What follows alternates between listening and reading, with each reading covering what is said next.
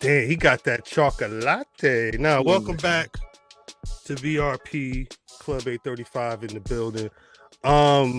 Shout out to, first off, shout out Proud of Me. Homegirl, she been super consistent. Peace to Mercer County's own Antoine. Syra Skylark. Hey, man, not welcome. Familiar with you, but shouts out to you.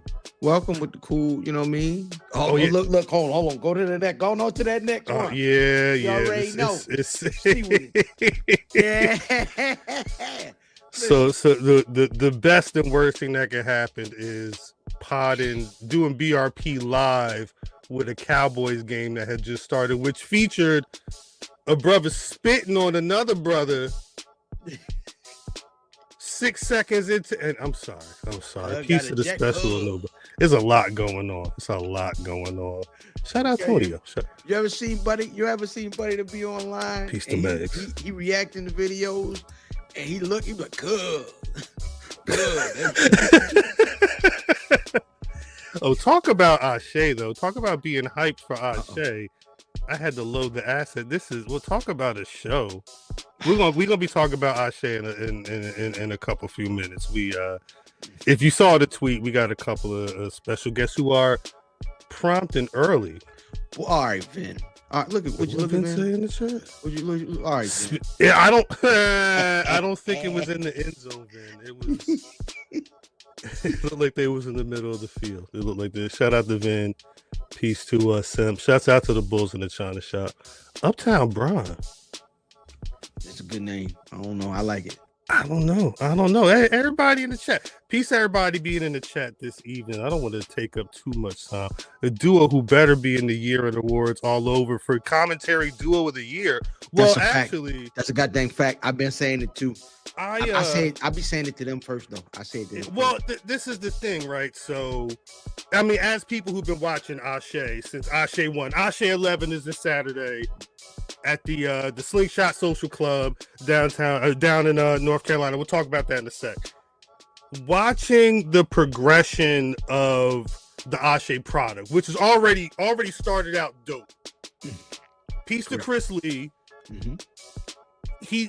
Chris Lee's been like the consistent voice on ASÉ, that you could call him the voice of ASÉ if you want. I don't know if he put that title on him, and I don't want to make anybody else mad for saying that, but he's been there. He's been the longest tenure.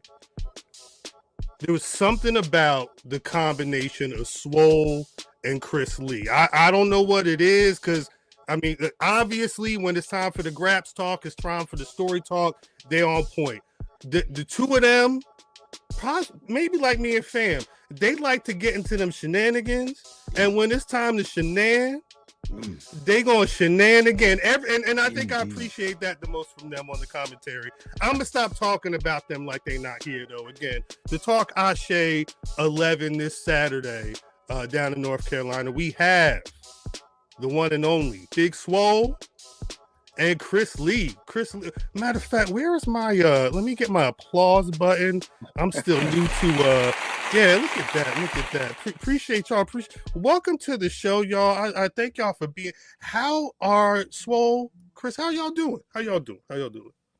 I'm good. Swole, you still muted, but I'm good, man. Just I'm blessed to be a part of this whole thing. And I think the very first iteration of what ASÉ was going to be, me and Swole were in those rooms talking about it in 2019. It just couldn't come together because we wanted to debut in June 2020. Obviously, we know what happened there, and so it's cool to see it kind of become what it is right now. And so just blessed to have her as my partner. Blessed to be a part of everything. Thanks, Swole. Oh my gosh, Tito passed me a tissue. No, I'm doing great. And just to piggyback on what Chris just said, like ASÉ, we've been in the trenches, of course, dealing with the undergrounds with the first visionary creation of ASÉ, just in the group chats, we're gonna do this. No, we talked about it, put the money where the mouth is, and I'm happy to say, sitting beside him every single show, I'm elated, to be underneath his learning tree, because Chris knows so much. He's so talented in every asset of voicing, asset of podcasting, of like sports anchoring, like anything, he puts his mouth to. Pause. He's gonna succeed. Facts. No, well, yeah. It's because we spoke with Kaz, a former tag team partner with Chris as well, on the commentary desk, and he spoke about how amazing it was to have someone like, because Chris, I'm assuming he got the notes, but I mean, Swole, talk about what's that relationship, because you mentioned the ASÉ, I guess the larger group chat. I'm assuming the two of you have your own, corner of the world where you're speaking, and like what are those conversations like, especially leading up to ASÉ 11? Are y'all thinking about how you guys are gonna discuss certain matches? Like what's that relationship between the two of you specifically like? Well, Chris and I, we usually get together, we have group production meetings, of course, and then day of, we just kind of connect. We kind of just sit down, say our pleasantry, how's the baby doing, how's the family doing, and then we kind of just lock in with each other. Like we'll check in throughout the day, and of course week of, check in with each other, make sure that we're on the same page, make sure everybody's got their notes together, and we just kind of flow. And that's what I love about working with Chris. It's just a fluidity about it. It's an ease in a sense where it's easy, but I still want to do all of the necessary homework, so I don't sound like a goof next to this superstar. Facts. So really, because I haven't gotten to a chance to talk to you, Swole, specifically about what because I've heard you on commentary a couple times for the culture. The transition from being an in-ring competitor to doing what you are doing now, how has it been difficult? Yeah, I'm not going to sugarcoat that. It's very difficult. It's like you look at wrestling, you're like, is it crack? To like still a quote from my girl Lovely, like, is it crack? So, it's like you're a fiend. You really want to get back into that ring, but I'm just happy to do anything in wrestling. My whole thing was that I was like, no matter what I do, I want to be able to have that passion where it almost brings me to tears. And still being in wrestling and still be able to call it on the other end and see it from other, lens in a sense. And that just brings a whole new world of love for wrestling for me. Man, it's been cool seeing her go from the loud girlfriend in the audience to training to now AEW superstar, and then now my partner on commentary. Like I've been able to see her through the different iterations, and it was really cool. Like she was like one of the first things I remember the first time I wrestled in Charlotte or went to a PWX show. Just because like she just always brought the energy, and that's what I know her for, is the energy. And I think that's why it works, because she's just truly herself at all points. Like I don't feel like there's ever been any fakeness, with her at all, and I think that's what makes her work so well. Indeed. Yeah, so, I got time to be fake. I'm trying to get in the heaven. We've had 10 of these, right? We've had 10 of these so far. We're looking to number 11. There are even several moments. Big deal moments, especially the last show. What are your favorite moments on commentary, and what are the things that kind of, cool to see each other kind of react to?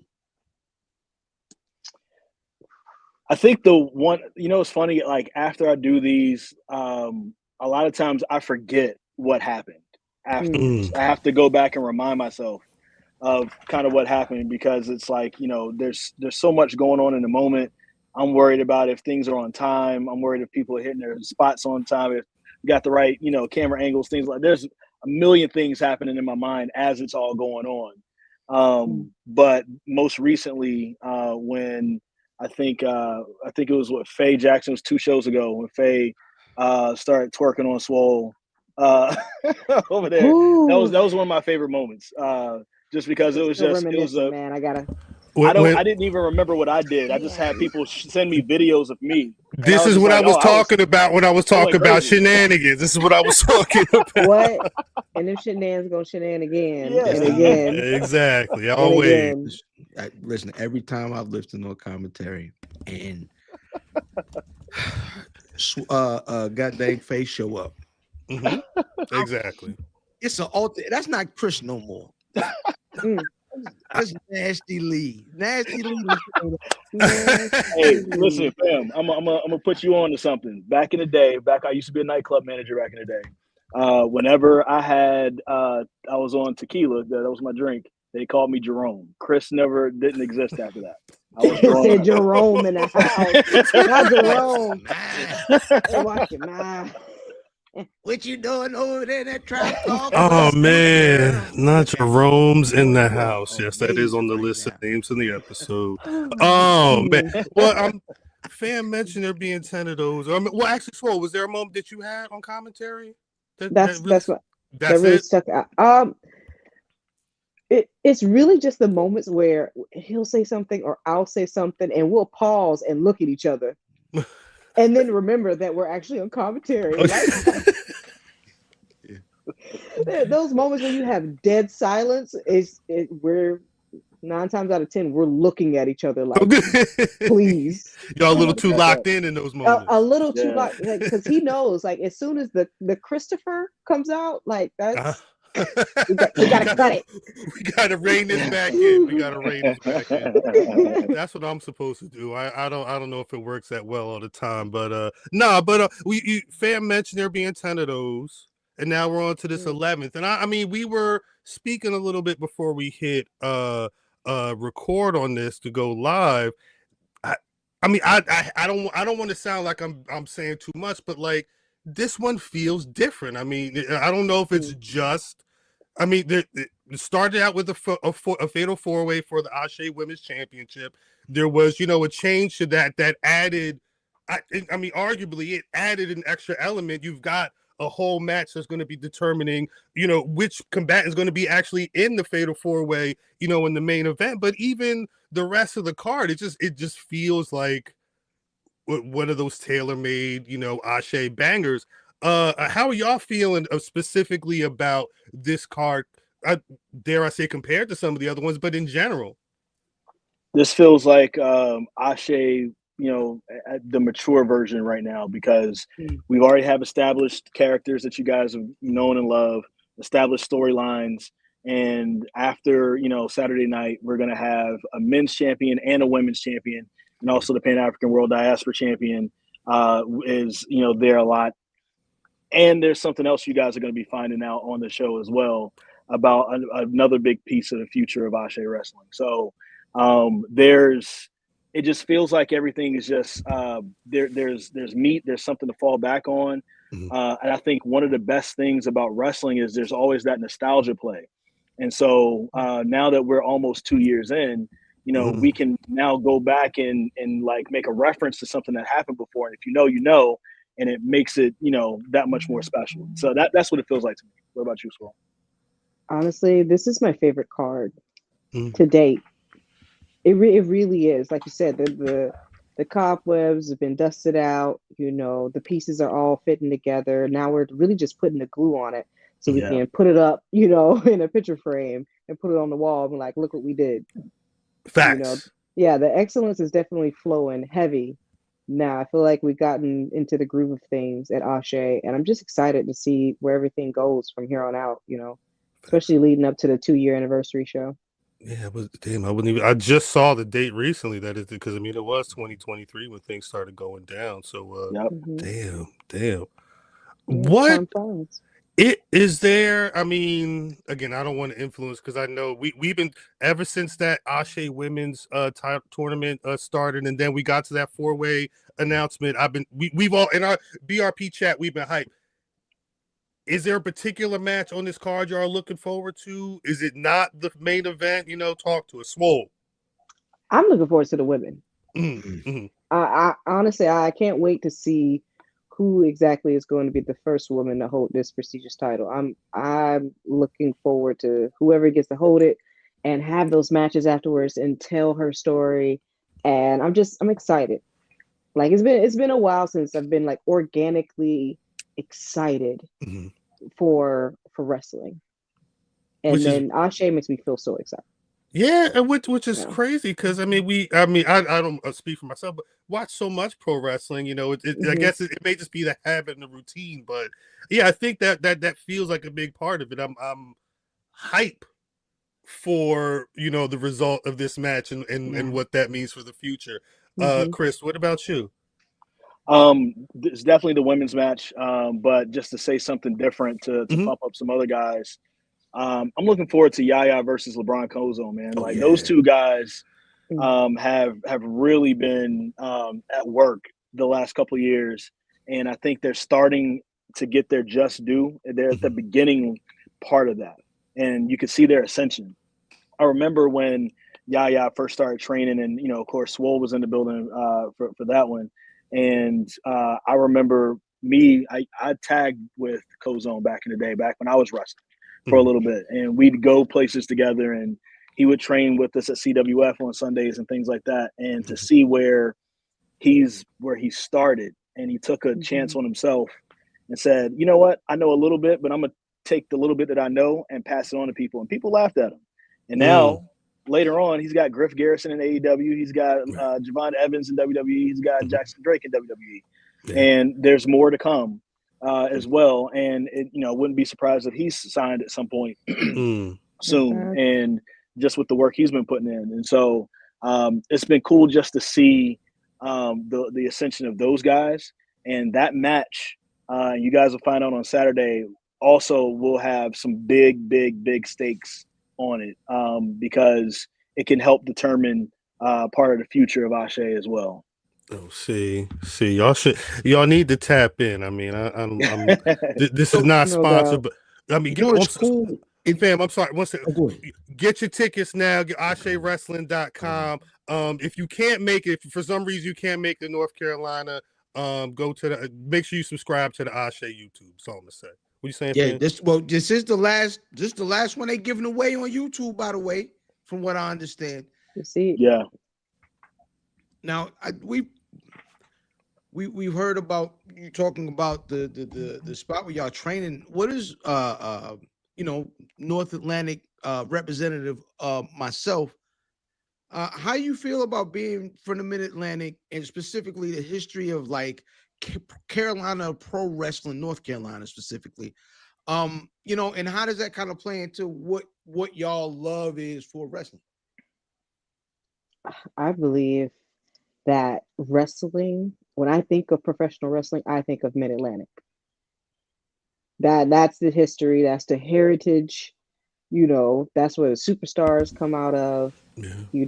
People, they bringing their kids to George South, he's not going to them, the other way around. Right. So I think that just having that lineage and having the legacy behind it so that they can give what they have to the next generation it's a big circle of life, especially when it comes to professional wrestling. And I love that ASÉ is deeply rooted in the South and deeply rooted in North Carolina, so that we can have those grassroots promotions with the legends and with the live talent and stuff that comes through and like kicks it with DJ Still Will and stuff like that. And it just makes it a big family. Yeah. I mean, wrestling for me in the Mid-Atlantic, I see fam is excited over there looking at the game. I'm going back and forth myself. For those not watching on YouTube, there is a Dallas Philly game going on right now. Yeah, they're tied up 7-7. I'm sorry, what'd you say, Chris? No, for me, man, I think like the story of pro wrestling in North Carolina is also a part of the story of my family. Like my maternal grandfather would grow his tobacco in Virginia, come down to Durham and sell it, at the markets, take the money, go to Dorton Arena and buy a ticket and watch some wrestling. You know what I'm saying? My dad grew up in Yanceyville, North Carolina. His dad would take him to Greensboro to some of the old events in the 70s and stuff like that. And so I kind of grew up with a family that loved it. And so, from the very beginning of my life, I just remember just seeing it. It's always been there for me. and I had an opportunity to actually, wrestle, and ended up, training next to guys like, No Way Jose, like Trevor Lee, you know what I'm saying, Eric Royal, Andrew Everett. And then we go down the road, and then we see Adam Page being on events with us. We see Cedric Alexander being the king of North Carolina at the time, him and Caleb Conley. Swole, before and during her ascent into wrestling. And Darius Lockhart, so many different people kind of getting their starts around that time. And I just felt blessed to just kind of be in it and being around it at that time. And I'm glad that we're able to kind of take it and start something new with this, and also center Black folks. Because one of the things, I'll say this, one of the things I tell people this story all the time, me and Darius were talking, and we were just one time, I think it was like 2017, 2018, just about our journeys in wrestling. I'd been gone at that point. But it was always tough to hear, yeah, you're good, but we already have somebody on the show that fits your demographic. And what that meant was we already have Cedric Alexander on the show. Like, that's what that meant in North Carolina. You know what I'm saying? And so that's this thing that I was like, all right, we can create something to where we already addressed the elephant in the room. You see what everybody looks like. Now we get to be individuals, and you get to see, how we are as different as people. Like, there's so many different personalities, sizes, shapes, colors, people who, worship Jesus, people who worship the devil, you know what I'm saying? Like, there's everything in between with that, there's foreigners, there's Americans, there's everything that's there. And that's everything we wanted to showcase, different, gender expressions, different sexualities, things like that. Like, we're not a monolith, and you can kind of, get a good grasp of who everybody is within these different bodies that look so beautiful and melanated and welcoming. I mean, shout out Darius Lockhart on I saw on Instagram somebody had asked about I'm assuming they were a white wrestling fan. They were inquiring about going to an ASÉ show, but wondering if it was, I guess they thought if you weren't Black, you weren't welcome at the show. I mean, everybody can come. I mean, Darius let them know, come next to me. You come sit next to me, but you gotta drink whiskey. Don't act a fool, because somebody will take off their belt. I don't know who. No. You've been threatening. Now, speaking of since the beginning, you've been threatening people at ASÉ since the very first show. Threatening. I've been promising, folks. Laying down the law, laying down the law. She means it. Like the good shepherd, like the good prophetess that I am. Hello. Somebody gotta do it. Well, I mean, hell, is there anybody on that ASÉ roster that may need some regulating? We're in interesting times here. I mean, in a world where Darius Carter's a champion, he said he doing what he want when he want. Well, that's what he be thinking. Oh. Everybody got to answer. He might be the one that needs that regulation, right? That's what I was wondering. He's the one. Yeah, actually, he is the one. He's the one I'm usually grabbing by the ear throughout the whole entire day. So yeah. He tries to do whatever he wants to do. He shows up late. He's arrogant the whole time. You know what I'm saying? It's all those things, man. It's come on. Yeah, brother think he can show up in a suit and it'd be all right because 25 minutes late to the meeting that was supposed to start 5 minutes ago. All right, lovely. I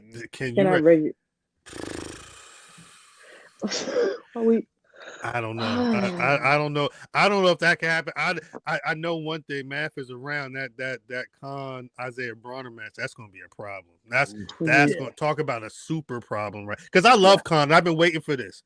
I like the vision. I like where they're going with it. But Bronner, that's a bad man pajama. He ain't no joke. He ain't no joke whatsoever. It's almost crazy that is not the main event on the show, but that ASÉ Women's Championship match is a little too strong. I'm gonna ask a question. I don't know if everybody's prepared. Anybody got any favorites in that match? Who y'all think's gonna be holding that women's title? Who's gonna be that inaugural ASÉ Women's Champion? Man, it's so tough, but I feel like I'm leaning towards Savannah Evans right now because, like, she's from Charlotte. That's her city. Hometown. I was gonna say I'm a little biased as well. I think she's pretty fantastic. So that's my OG tag team partner 2 times in 2 different factions. So I'm going with Savannah Evans as well. It really feels like she really feels like this could be her time right now. You know what I'm saying? And you know, she's been putting in work too. She's somebody that I also think that hasn't gotten her just due in pro wrestling as much as she probably should have. Right. And you know, now that she's here in a force in ASÉ, you know, hey, she might be taking over the women's division. So I don't know. It'll be tough. It'll be tough not to. You even saw Alexis Littlefoot said she put her money on her as well. She did the parlay. Yeah, yeah. I mean, it's when they start when your nickname is the Cannibal. I mean, it's hard to vote against you. But exactly. Yeah. Hello. But it's. I mean, again, there's some problems in there. Again, you talking Charity King, you talking Karen Bam Renee, and you talking whoever wins out of Maya World versus Leah James. It's actually it's low key an amazing look. Not just that, like what's going on with black women in pro wrestling, the indie scene, with everyone, just women in general. I mean, just wrestling in general. I think it's just a really dope showcase of what can happen when you're not worrying about anything but, you know, telling good stories and putting on good matches, I think. So, you know, what's also kind of an interesting thing is we have, since the very first ASÉ show, we've seen folks on several TVs, getting busy, going crazy all over the place. Who do y'all who are you guys excited about that you have seen outside of ASÉ, and then who do you see kind of moving forward from who, you know, is around right now? As far as people who've been in ASÉ, who've moved forward? You know, I'm a fan. I'm a fan of Manny Lowe. So I think Manny Lowe is great. And I think he's got a good stick about him, and he's got good character. And, you know, you could teach somebody the wrestling moves, but you can't teach charisma. And he has that by the boatload. So I'm excited to see where he goes with his career. Yeah, he's on a pre-show. As far as somebody who's been in ASÉ before, I love seeing what Kevin Knight is doing. He's not done with ASÉ. He's coming back. There's going to be more, but like that's my dog, man. We were in Cleveland at the same time, and you know, when AEW was there, and I was there for NABJ, and we just didn't get a chance to link up. But we were hitting each other up, and I was just telling him how proud I am of him. But to piggyback off of what Swole said, there's a lot of fresh blood that's coming into ASÉ. A lot of talented wrestlers that have not been platformed as much yet or at all. Manny Lowe is one of those guys, one of Cozone's students, one of those guys that probably could be signed at any point. There's a young kid by the name of Jaquan McNair. I want y'all to get familiar with that name. Okay. He was at the pre-show 2 shows ago in the big 6-man scramble. Okay. He didn't win it, but he's a former 3-time NCAA Wrestling Nationals qualifier. He's literally 3 years in a row was like maybe a couple wins away from winning a national championship in college wrestling. And recently did a tryout with WWE during SummerSlam weekend. Okay. We don't know how long the brother's going to be with us. Right. But he's young in it. He's only been wrestling for a year, one of Lodi's students out of Charlotte. But you know, as long as we can have him, we're going to have him there. And he's very impressive in the ring, and could be one of those next big stars that you see in the future. And I'll say also, like, somebody to look out for, Dante Khalifa, man. Like that kid is really coming up. You're going to start seeing him a little bit more with ASÉ, and kind of like what Swole said about Manny Lowe. It's not just the wrestling; he's got the personality, you know, and he can talk and all that. So, and shoot, I'm gonna shout out Ugly Gang, like my man said right there, like especially Zay Vega and Jordan Holt, because like those young guys are coming up as well. So it's so much. This is a really exciting time in ASÉ because there's so much newness, that's coming, but then also there's so much that's already established. And I'm just excited to see how everything kind of melts together. I was going to say, because that Audacity Ugly Gang match, that's going to be a lot of fun. I hadn't seen a lot of the brothers in Audacity before ASÉ, but I'd heard a lot about them. Being able to see them work on them shows it's been beautiful. So yeah, I can't wait to see them mix it up. So I have and Treehouse, they are innovative. Yes, yeah, no, to say the least. To say the least. Yeah. I'm not ignoring Rayhan. I'm not ignoring Rayhan. Lovely. We know. I'm gonna let you take back your boo. Back your boo. I'm not gonna ignore him. That's my guy. We had a lot of fun together in Vegas. That's my guy. Nah. That's one of the people when Swole heard that song, it got dang. She almost lost that goddamn mind. Lord have mercy. That cream pie. No, it's catchy. It's catchy. That's the problem. That's the problem. Like, you know what I mean? But you know what? It was easier to swallow because of Carly Bravo's song. Yeah. It was easier. I was like, you know what? 2 bops, a Birkin, another Birkin. Same, but different. That's out of control. So there is, just talking about the things that are coming up. There's another match on that pre-show that I am deeply invested in, and I'm going to be on the opposite side, as there is an NC versus MD. DC, you know what I'm saying? Situation going on. There are a lot of my guys, that I know from up here from Fight. You know what I'm saying? Shout out. My Grim. I see Eel isn't going to make it, but instead they got my brother, Elijah Friday. Man, listen. Shout out. I cannot wait. I'm excited about this match, Brother Moses, you know what I'm saying, and Dino. It's going to be all right. First name. I never call her first name either. Twos, U's, and booze. That's crazy. I'm gonna be out there. I'm 24 hours. I'm gonna be out there. You'll be right there hours. with you. I'm behind this internet long. No, but like I am excited about that match, but there seems to be somewhat of a relationship between ASÉ and Fight, seeing that the PAWD is being defended, man. What can you guys speak to that relationship and just the folks from up and down the road? Yeah, it's just, I think Darius loves the idea of the Pan-African World Diaspora title. Like it started up there, but it doesn't necessarily belong to anybody. It belongs to us as a collective. And that's something that he wanted to highlight and to put in the forefront. And, that is a genderless title because we know that, it's been held by men, it's been held by women. So, Trisha Dora's first person to ever hold that title. So I think that's a big part of it.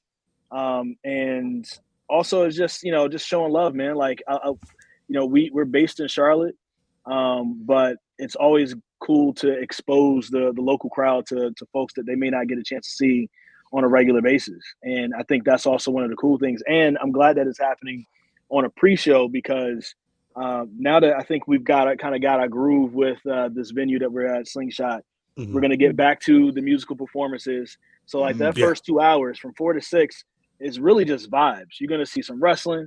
You're going to hear some music.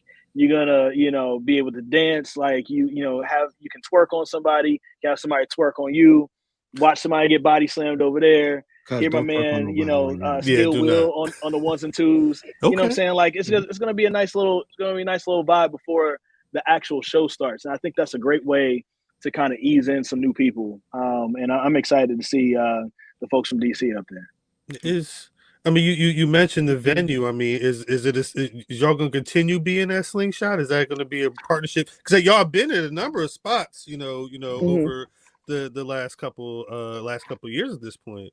Yeah, Slingshot is definitely been great with us. We're definitely going to be there in October. I think we're going to be somewhere different for December, but I would expect Slingshot to be a part of the rotation for sure. Listen, How is it, Swole, calling your old man matches? That's a good question. It's a lot of fun. You know, my level, I guess my theme when it comes to commentary is more storytelling. It's not, you know, I'm not play by play, I'm color, you know. and and I'm a little bit of a heel too as well. I'm not going to tell you that everybody rocks, and it's not going to be the case. You know, if the shot, you know, it's coming up low, I'm gonna call it. But when Cedric's in the ring, I can't help but, you know, be a little bit of bias. There's a little bit of bias there, and just seeing him, just seeing him work is already wonderful, right? Because I see it in a different light, because I see him as who he is, Cedric Johnson, you know, and all, you know, assets and facets of him. I like to call people And names, right, like, yes. So calling it is very special. So sometimes I forget that I should be calling it. Because I get so mesmerized and just watching. It's very entertaining in that ring. Like, you just never know what's going to happen. Can I say something? I just want to give Cedric some praise. Cedric is legit one of my favorite wrestlers. I'm not saying that because Swole's here. Like, when I was starting to train, I was able to meet him at I think it was the first show that Cozone ever threw, actually. Cedric was on it in Eden, North Carolina, and I was training at the time. Met him briefly, saw him at a Ring of Honor show at Greensboro Coliseum. Met him briefly there, and it was cool for me seeing somebody else from North Carolina just wrestling at the level that he is. And one of the things I told him after the June show that he was there for, it was like, I feel like he's the perfect wrestler in the way that he gives you what is needed for a match. Some people try to do too much. Some people don't do enough. But for whatever spot that you're on the card, he gives you exactly what's needed for it. And that stretch of time at PWX where he was having dream match after dream match after dream match, literally still to this day, the best match I've ever seen in person happened in Winston-Salem, North Carolina, at Ziggy's, with Cedric Alexander went against AJ Styles. And I was just really hoping that WWE would, like, notice what they had, you know what I'm saying, when it comes to that. And, you know, but I'm glad that he's going to be able to tell stories in a different way and kind of be used and utilized in different ways across the Indies and TNA, because, like, that dude is legit, like, just one of my favorite. Like, I'm also in awe when I see him in the ring, because it's not just the moves. He tells a story with what he does in the ring, and he's so good at doing it, and he's been so good at doing it for a very long time. Yeah, it's interesting to see these types of runs now. I recently watched his match. Was it the House of Glory match he had with Mike Alexander? Banger. And just being able to see him be able to, at this point in his career, start to just, well, I shouldn't say start, but, you know, be able to have a space to tell those types of stories in across the Indies and whatever match he's in. Has been. I don't think he's ever had a bad match. I don't think he's ever had a bad match. I don't think I've seen one. I've never. He just like went crazy at that the TNA pay-per-view that was down the street. He did.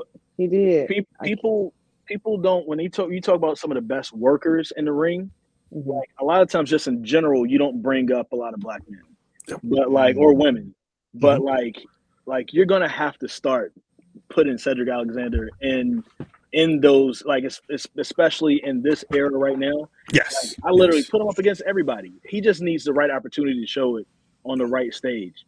And like, I mean, we saw what he did, like him and what's my man, I can't believe I'm forgetting his name. They made the Cruiserweight Classic.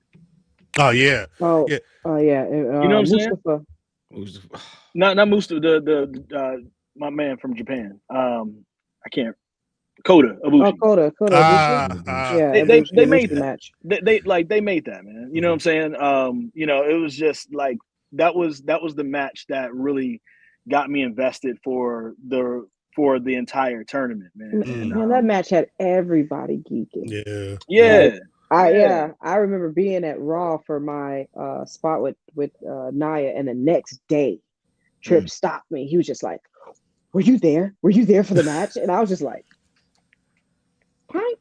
SmackDown. but at the same time, I'm like, oh my gosh, if 9-year-old me, I got trips geeking out over my husband's match. Like, it's crazy. Like, everybody saw that magic and was just like, that dude's got it. You got it. Still, he's got the passion and the heart for it, and he loves the artistry of it. It's right. I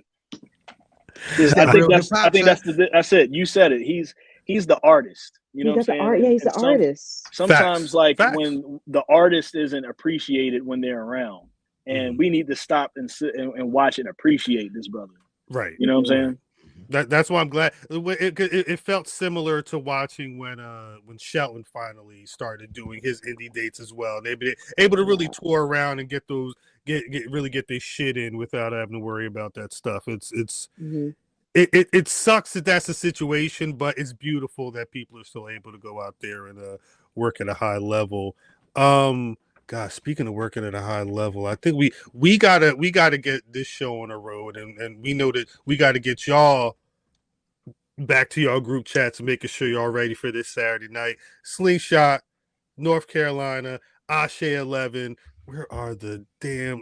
I'm still learning this new system. No, I'm kidding, but yeah, there's a lot of bangers on this card for real. ASÉWrestling.com. Most importantly, I don't want to say most importantly, but that ASÉ Women's Championship tournament final, that fatal 4-way, whoever wins between Maya World and Aaliyah James versus Savannah Evans, Charity King, Karen Bam Bam Renee, Jossie versus Darius Lockhart, Yaya versus Kozone, Ian Maxwell versus Cedric Alexander, you know what I'm saying? Broner versus Khan. And then we have great pre-show matches as well. Keith Mack and Zuka King versus Starwear Fashions, Ashton Starr and Zamir Zuriel. And, of course, Team North Carolina versus Team DC. Team North Carolina has Dante Khalifa, Jaquan McNair, Bojack, Manny Lowe. And then you got Mr. Grimm, Elijah Friday, Andino, and Moses on the DC side, man. I'm excited to call all of that. It's about to be crazy. Facts. Mambo sauce out y'all niggas. There you go. You're gonna come back with a crate of this. Before we let y'all go, Swole, where can the people find you on them good social medias? You can find me on Instagram at the Big Swole, on Twitter at Swole World, Swole World for TikTok as well. And brother Chris? Chris Lea TV. My last name is spelled Lea. So make sure you go check it out. Chris Lea TV on Twitter. And on Instagram, I guess X, but whatever. On this Twitter, it's still Twitter. The mama name is Twitter. Facts. Call it Twitter. Facts. It's Twitter. It's Twitter. To the day they're going. At ASÉ Wrestling, everything ASÉWrestling.com is their website. Thank y'all for coming through. You ain't gotta go home. I don't know where you are right now, but y'all gotta. Sorry, you gotta get out of here. You gotta get out of here. I'm sorry. Wait, what you say, Chris? I said I'm at work, so I'm gonna get back to work. Facts. I got some TV to do. I got some TV to do tonight. That's do that. Okay. Y'all take care. Y'all take care. Yeah. Facts. Peace. Good. Shouts to them. Wait, where's that damn applause button? Good stuff. Let's get this brother. Where is Hey yo, that nigga just came on here looking like the Hardy R. Keep going. Hey yo, why the fuck y'all be starting on time, yo? Why y'all won't work too hard? Shout out being on time. I pulled up at 8:37, and y'all niggas was already in the middle of a conversation. 8:37. Yeah. It's 8:35 live, baby. The Superstation. No, we started 8:37. I don't think you was here 8:37. I was here. You didn't see me log. You ain't see my what's the name? No, I saw it. That's what I'm saying. That's why I don't know if it was 8:37. 37. DDM, how you doing, good brother? How y'all doing? Hanging in there. Y'all, shit. You've been watching the game? I was surprised your cousin did so well in that conversation. Nah, I was sitting here with questions that I didn't get to ask. Like what? What you ask him? I was gonna ask, is it okay for me to sneak liquor in? See, maybe that's why it was good for you to lie. Slingshot, nigga. I mean, shit. I'm a slingshot. Yes. Around the what's wrong with you? My fantasy football team is kicking ass. I got Jalen Hurts as my quarterback. Oh shit! It's gonna be all night. I got Saquon Barkley. How did you pick your players, Dad? That's a good question. Oh, see, I'm smart. I went online and I looked at all of the sports people and who they said to pick. That's who I picked. And then the people in my fantasy league, they was dumb because they let the computer pick some of theirs, or either they was trying to wait till their turn, and I just didn't do that. I typed their name in at the top, and when it was my turn, I'm taking Jalen. I got Jalen Hurts starting, St. Brown, Smith, Jiva, Saquon Barkley, Jane T, Travis Kelce, Taylor, Dicker for my kicker on the LA Chargers. You said his name was Dicker? Yeah, he's like a chief prospect for. I mean, it's on brand for me. And Kansas City is my defense. My bench is Patrick Mahomes. Your bitch is Patrick Mahomes. My bench, reserve bench. And Hubbard is my running back bench. Kraft is my tight end bench. Worthy is wide receiver bench for the Chargers, and the tight end bench. And yeah, but I'm already kicking my fantasy league partner's ass already. It's only the first game day. Yeah, I know, and that's fine. But I won my last league. I win every year. Oh, you've been. Oh yeah, I win every year because I'm not an idiot. I'm playing to win. Dungeons and Dragons. And then what I do is in the middle of the season, for somebody who's a dummy who don't know how it works, I send them a trade request for one of their people, and they always hit the button not knowing what's going on, and then I get their person. I love it. It's all just studying and social engineering. Yeah, I could give a shit how they actually do like in real life. I just care about my fantasy. You get money? I need this money. Hell yeah. No, I'm saying it's a money league. Oh yeah, that's a money league. It's a $500 league. Oh shit. Yeah. Dog fight we're looking at right now. I don't know if you saw what Vin asked you, but he asked you to get nuts. Oh, let me get some of them nuts. Well, they're unsalted. They're unsalted, but they are almond shaped. You can't cover your face after you brought this back up. Y'all always walk into it. I'll be keeping it clean. He opened the door and let you walk through it. And they covered his face like, right. Open that door. No, I didn't cover my face because I'm gonna laugh. I'm gonna laugh. I just Dap saying that Dicker was his kicker, and right after he went there, Vin asked him could he get some nuts, and I said, "Yo, is Dicker like an average size kicker? Is he a big dude?" Oh no, he's one of the top kickers because you can't pick who I would love to pick, which is our guy from the Ravens that got kicked off for getting a happy ending, which I feel about that. He was a dicker too. He was a dicker too. Yeah. He got kicked off the team for getting. Our kicker is probably the GOAT. Is going to go down as the greatest kicker of all time. His name escapes me. You know him, fam. Oh, how could I not remember his name? Come on, help me. You down there with them? He ain't had no towel. What he going there without? Yeah, what's his name? Why is his name escaping? I hope I'm not getting Alzheimer's. Hold up, Ravens. Happy ending. They're saying it's Tucker, but I'm more of a Matt Stover guy. I thought Matt Stover was one of the best kickers. But stats wise, he don't hold the candle to our guy. He was also Justin Tucker. He don't hold the candle to Justin Tucker. Stover was the guy before Tucker. He was y'all guy first. Before and now is two different things. Yeah, right now it's a guy wearing number 17 and Dallas that's better than all them niggas. Let's see if he can match the career stats of one Justin Tucker. You being cute for a season and you being cute for a lifetime is two different things. Don't play on Tucker's time. Because you already know what you're doing, cowboy. Okay? Yeah. That's why we're beating your ass tonight. Tucker. They said at least 16 different massage therapists over a 4-year period. Yeah, I'm only mad at Justin Tucker, and this has nothing to do with wrestling. But I'm only mad at Justin Tucker because there are plenty of places where you can pay for a happy ending. Yeah. I have paid for a happy ending. I'm not ashamed. We don't. Whoa. We know. You can do that. Can't admit no crimes in here. You can do that. I mean, I don't know if let's let's call a thing a thing. You can pay for a happy ending. There's plenty of people that will give you a happy ending, and the places don't even be sleazy. They be nice. So that's why I'm really annoyed. Yeah. Sometimes you don't have to pay for it. Oh, Right. They just say, "Here you go." Huh. Here you go is crazy.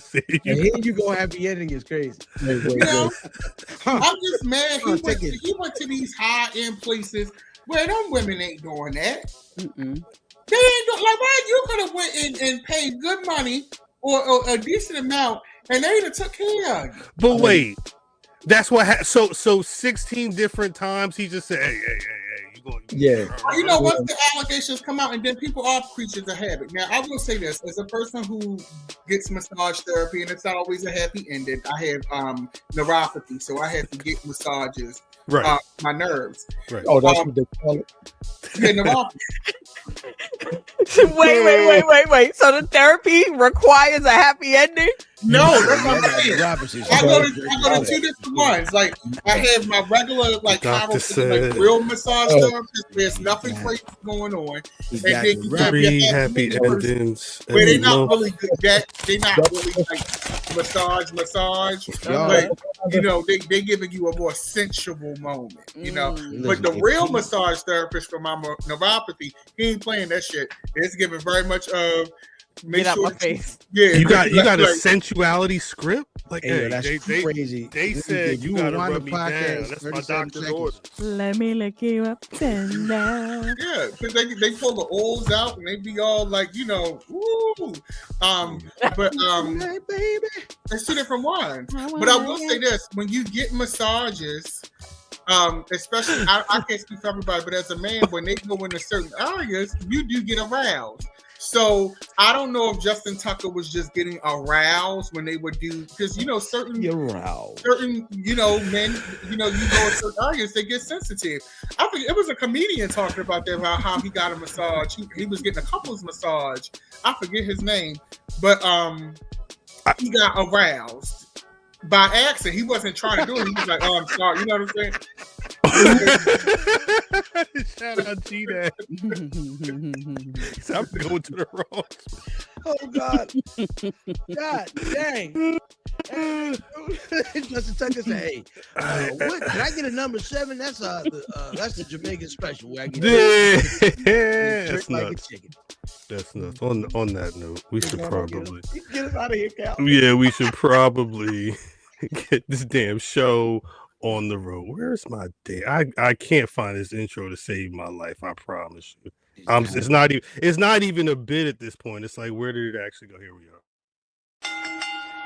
Greetings, wrestling fans, and welcome to another action-packed card of All-Star Wrestling.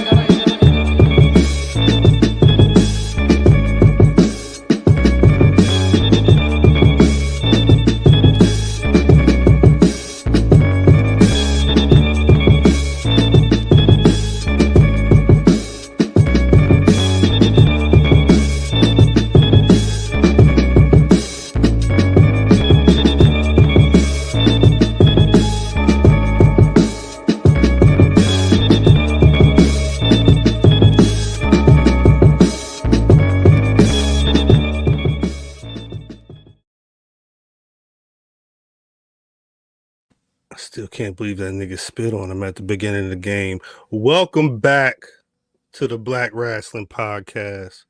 If you've been rocking with us for about 53 some odd minutes, you should be well prepared for ASÉ 11 this Saturday. And you should also know that God is still working on us. As always, therapist is working on me, but you know, I digress. As always, it's your boy Cal. I lost my title somewhere in France. A fan picked it up. So I ain't got nothing but my squad and this damn wrestling to talk about. As you could see, the entire squad is on the line. Miss Mimi, welcome back from France. Thank you. Say what's good to the people. people, yo. What's good to the people? Okay. Taking it back. DDM. No. No. What's up, y'all? It's DD on the EST of BRP. You know what time it is. Massage therapy. That may be the name of the episode. And Brother, it's for neuropathy. brother fam. And I it's know- for nigga. I know it's a game on. How you doing, my brother? Shout out the Lola Falana. You already know. Put your You thumbs up. already know. Put your thumbs up. Brother Matthew. This nigga. Damon. Shout out. Damon, nigga. Your homegirl's favorite feature rapper. I found one website. It was 3 posts that had Matt Damon tagged on them. I said, oh shit. Yeah. Hot in the streets. 20 years ago. I ain't changed yet. It's the same ones. 14, 13, yeah, about 13, 14 years ago. Good times. Anyway, speaking of good times, I think we're not a full week removed from Clash in Paris. The final PLE, the final main roster PLE from WWE for Peacock this month. They will be debuting on ESPN with Wrestlepalooza. We'll talk about that in a little bit because it feels like everything that's going to happen is already, everybody already know what's happening. Mm-hmm. Nobody can keep things quiet. But I mentioned earlier Mimi was back from Parlez-Vous Français. Miss Mimi, you could hear, like, because I'm that French crowd. It's as loud in real life as it is throughout the TV screen. That crowd is I think the only crowd that can compare to it, I can compare it to, but I can only compare it to it through the TV is the Puerto Rico crowd. The backlash. Yeah. Bad Bunny. Yeah. That shit was ill. That crowd was exhausting. Because it's like a sport. I don't know if it's because they are excited because they don't get these types of shows all the time. Right.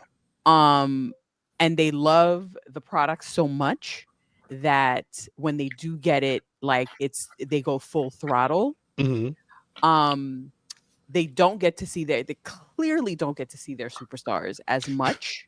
Right. Because they absolutely love John Cena. I think John Cena is a universally loved celebrity. He has like legitimately surpassed everybody what stardom is. Yeah. Especially within that business. Here and there. Here and there. I guess he's the new GOAT, like especially yeah. I guess in WWE's eyes with he's Hogan the new like he's that guy. I literally said that when I was on the plane. I was thinking about it and I was like, yeah, he's the new Hulk Hogan. Does that have anything to do with just being his last hurrah? No, because at SummerSlam, half of this, I want to say 85 to 90% of the stadium had John Cena gear on. Like I even felt the absence before his absence came. Like I was just like, wow, he's really about to be gone. Like this is going to be different. And he's not even been around. Yeah, I mean, he's not really been around like that, but he's a name. Like the name John Cena is synonymous to not just wrestling. I personally think, because he's everywhere. We don't know that he's everywhere until you're like, hold on, that's John Cena. Honda, the Meta glasses, Like he's Right, in tons of yeah. other commercials, not just the Honda commercial. He's that doing a lot, voice yeah. on. He's just doing a lot that we just don't know. But Peacemaker outside of shit. that, they know his work. They know his signature. They know. I personally think that was the best John Cena match I've ever seen, but that's only because I didn't watch John Cena when my son was watching John Cena. So I don't know the Doctor of Thugonomics. I don't know Ruthless Aggression guy. What are the bangers from that area? I know U.S. title shot every Monday Night Raw. That's who I know. Right. And those were just, it felt like he was just dialed in. It felt like he was more than dialed in on Sunday. But the crowd, as it pertains to the crowd, I had no choice but to join in. I had to join in because niggas was looking at me like I was crazy. You was up there doing the Yamin dances with them? All of it. Felt awkward, but I did it. When in Rome, when in Parlez-vous Français? Absolutely fucking Roman fucking Reigns. Oh boy. Your man. That nigga could not come to work for a whole fucking year and show up. I mean, and he is the fucking loved. I think he's to the point, right? I don't think I'm surprised we here. Because I never thought we were gonna be here back in 2017. In terms of what is it like? What Popularity? Everybody on their way feet. People rock with them. Same thing. Everybody on their fucking feet. Yeah, they love that, man. There's another shot too, actually, of the way they all had a ones up in the air. Yeah, hold on one second. It was a lot of love for the OTC because that's crazy. Like it's a sea of people. Nuts. They Jey Uso, same thing. Yeah. Loved, and I think we had. Did I have this conversation with you, or did I have the conversation on TBT where it's like you're a superstar and you want the fame and you want to be on top, but then when you are on top, and I recall like seeing the sea of lights, and particularly with Jay, because his journey has just begun. Right. Like it feels like it's probably taking a toll on him because it's like 30,000+ people screaming your name, doing your gesture. Like as an artist, it's one thing when you look at Breezy Bowl, like you look at the clips from Breezy Bowl, and Chris Brown's been doing this for like since he was a child. Right. So him going into a stadium of 130,000 people and really taking it in. But somebody like Jey Uso, like he looked legitimately scared on Monday. Monday, he looked very uncomfortable because I don't think he thought he would ever be there. And then I, like as a fan, kind of empathized a little bit. It's a different Jay situation right now. It's a different load to carry. It feels like, and he's doing it by himself because they're cheering for him alone. Like lights, yeet, all of the things, and he is just like. I think he was just like stuck a little bit. You know what I mean? In that promo on Monday, I think he was a little stuck, and he was trying to just get through it because. It's that crowd is in it, like it's exhausting. It's exhausting. It can be overwhelming to somebody that is not prepared for it. Like I prepared myself for it because we watch it on TV, but then like for some random to come in and be like, oh, let me just come with you, to come and be like, what the fuck? Like, and then now we got to get up and start doing dances and shit. Everything, it's like rolling. I don't think they sat for more than 10 minutes. And I'm being generous with the 10 minutes. I'm not mad at it. It was amazing. It was packed to the gills. It was absolutely sold out. When they say it was sold out, it was legit sold out. It was legit sold out. Not one seat was empty. How somebody asked how do people smell? Oh, first of all, pardon me for any French people in the chat. Peace. Shout out France. Shout out to Jacques. Parlez-vous français? The trains. See, I don't know if it's the type of deodorant that they're using or lack of. Lack thereof. It's different culture. It's a different culture, and it's everybody that I've spoken to about it has agreed, because I thought, is it just me? Am I being sensitive? Right. Like, I've caught myself spraying perfume in my lotion, rubbing it on, and then spraying it again on my clothes, so that when I get on the train, I could go like this. You need an internal sense. You know, they say French babes don't shave their pits. But it's dudes too. It's all of them. Is that Home Alone? Was that That's Home Alone? Yes, it's home, because they were going to France. Yeah, that's classic. That's the second time you said this week. I love that you didn't know where it was from, though. And right off the top, it's amazing. It's 35 years. They probably got good pH though. No shade. Say that again. They probably got good pH because they're not putting a lot of chemicals and stuff on them. That aluminum. They got they aluminum free. Hey, give me the aluminum, babe. Give me that aluminum foil, boy. God damn. I was like a Thanksgiving plate. God damn. Nah, facts. Wait, so Mimi, I was gonna ask though.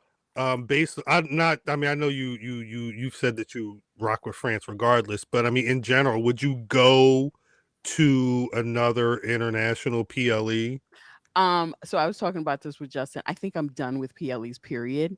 I think I've done each one, and I've done one outside of the country, and I've done a Raw. I've done a house show. I won't have FOMO if I don't go to another PLE. I'll put it that way. I don't have to put the energy into it anymore. You PLE'd out. I'm PLE'd out. I think that one was just a lot.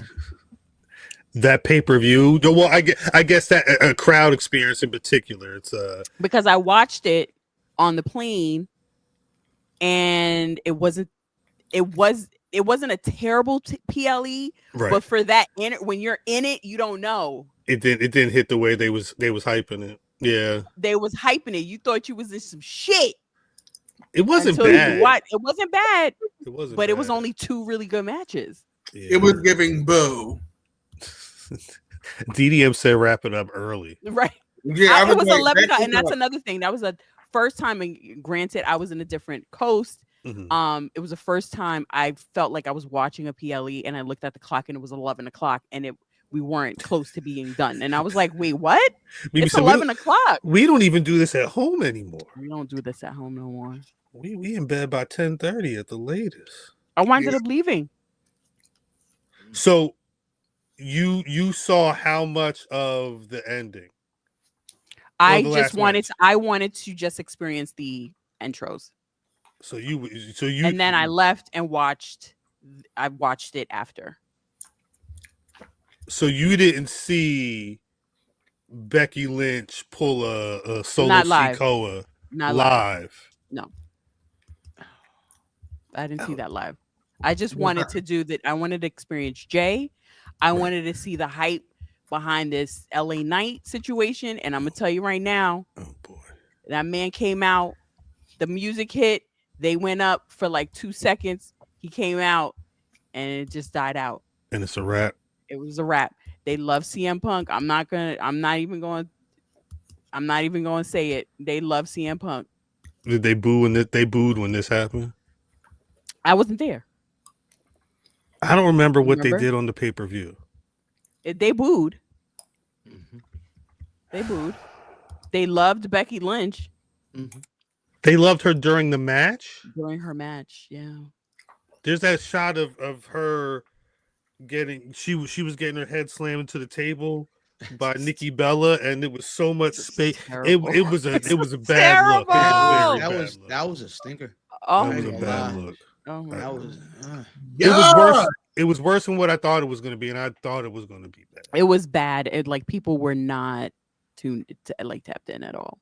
People were not. The people on their phones, going to get. It was a bathroom break. It was not it. That was easily the worst match of the night. And I'm gonna be honest. Leading up to it, I feel like Becky's been doing the best Becky I've seen, and I don't really care for Beck like that, but like on TV, she's been good, and she was good. Yeah, that's why who was that was talking, Scott Hall or somebody, like she's grasping at straws, her runner's almost done. I was like, sir, respectfully, I have been thoroughly sports entertained by Rebecca Quinn every week since she's come back and got that belt. Yeah. And, I don't live for her. I don't live for her. But I will say, even though some like the Cena line was low hanging fruit, but yeah, the thing is, a win is a win. Nobody's gonna remember, what, like, a win is a win. And to me, she's been consistently entertaining me, especially since Naomi is not here right now. She's been consistently entertaining me every week. And I think part of why I'm entertained is because Becky Lynch is not supposed to be at this level. When you think about the 4 horsewomen and you think about who you would have picked out of those 4 and career trajectories and who's going to be the superstar and all of that, she is not supposed to be at this level. She'd be last. But she is. She's the weakest link. But is she now? She is. The only reason why anybody looks good with Becky Lynch is because she's bad. And from a wrestling perspective, is she the best wrestler of the horsewomen? Absolutely not. No, she's the But wrestling, and this is going to sound crazy, wrestling does not make is not the total sum of what a superstar is. Oh. And the thing is, she's good enough there, but she knows how she has this ability, and it's something that everybody doesn't have. She has this ability to fly under the radar, but not fly under the radar. Like, she should get some of the heat that Charlotte gets, but she doesn't. Right.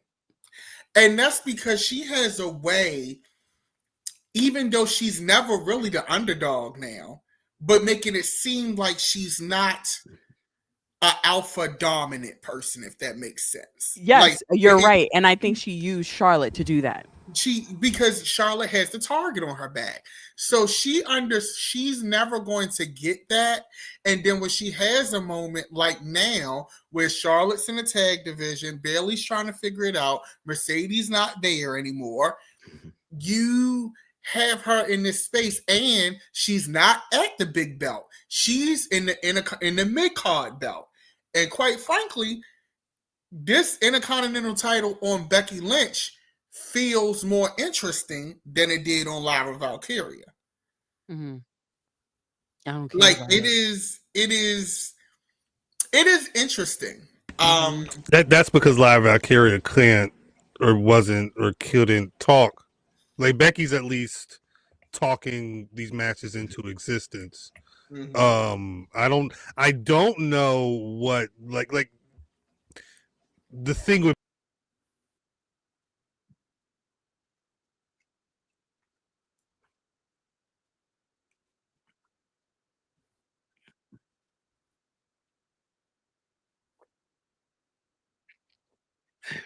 my timeline don't like it.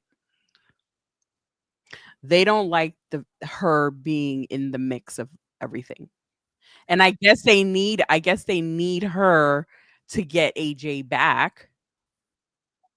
So I see that, because that's what probably makes sense.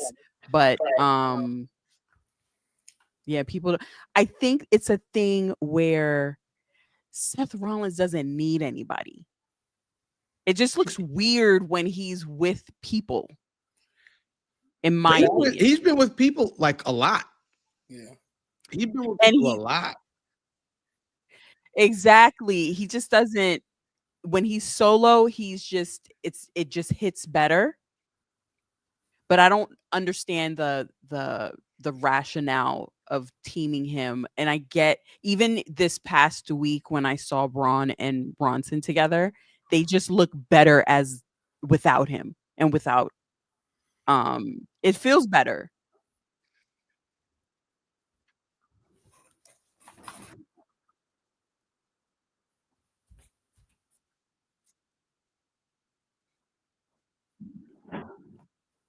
Okay.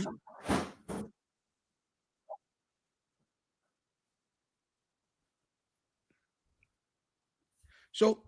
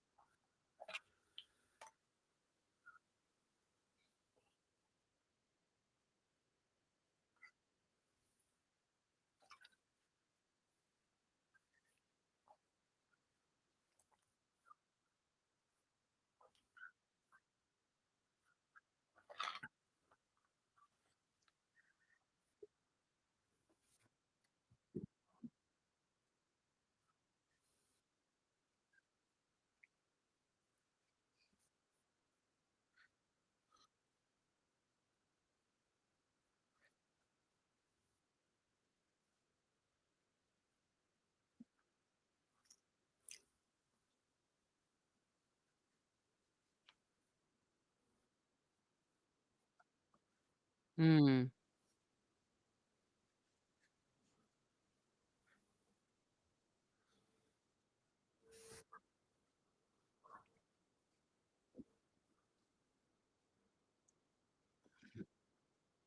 yeah,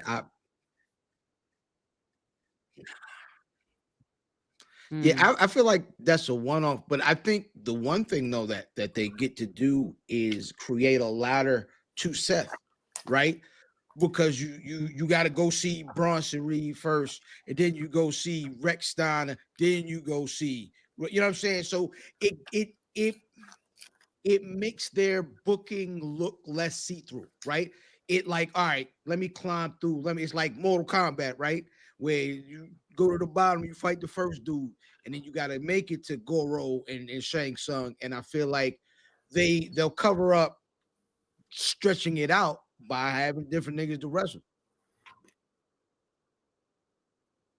Yeah, I think it's some sound issue. Yeah, we can't hear or see Cal.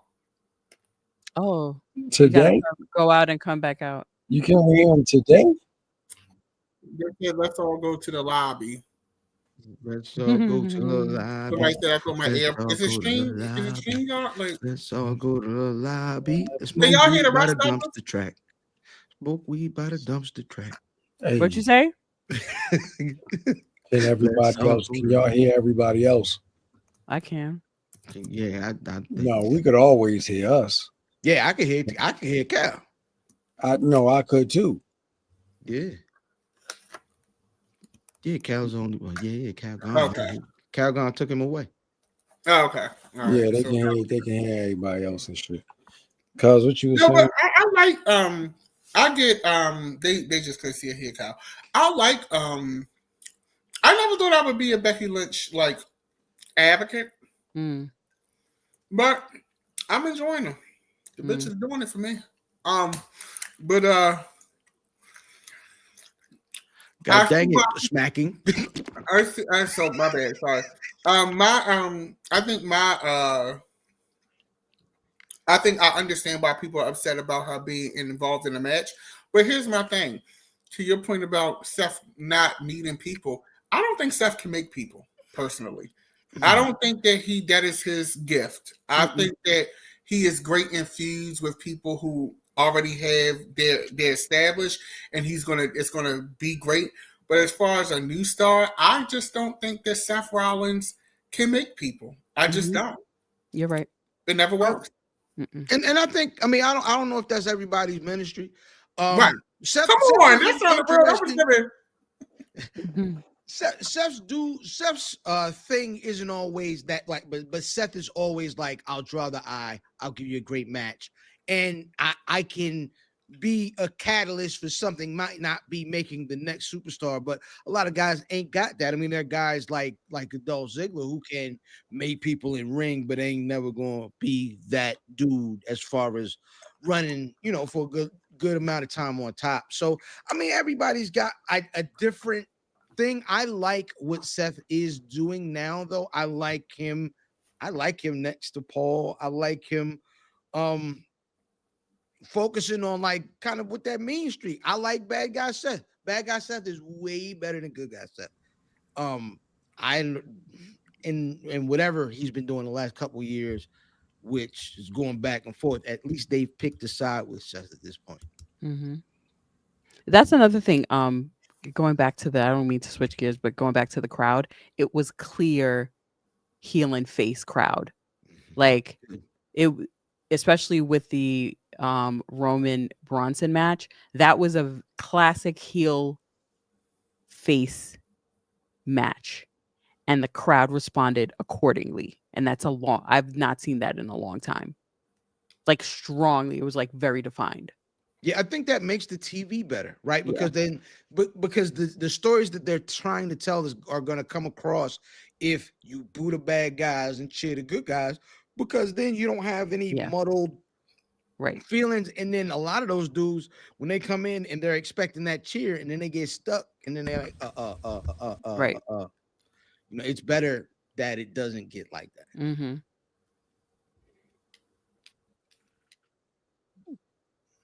Nigga, I'm listening to see if we can hear you. But you hear me now? In, chat, cause you leaned in like you ready. Yeah, you like you ready. Chat, you hear Cal? Yeah.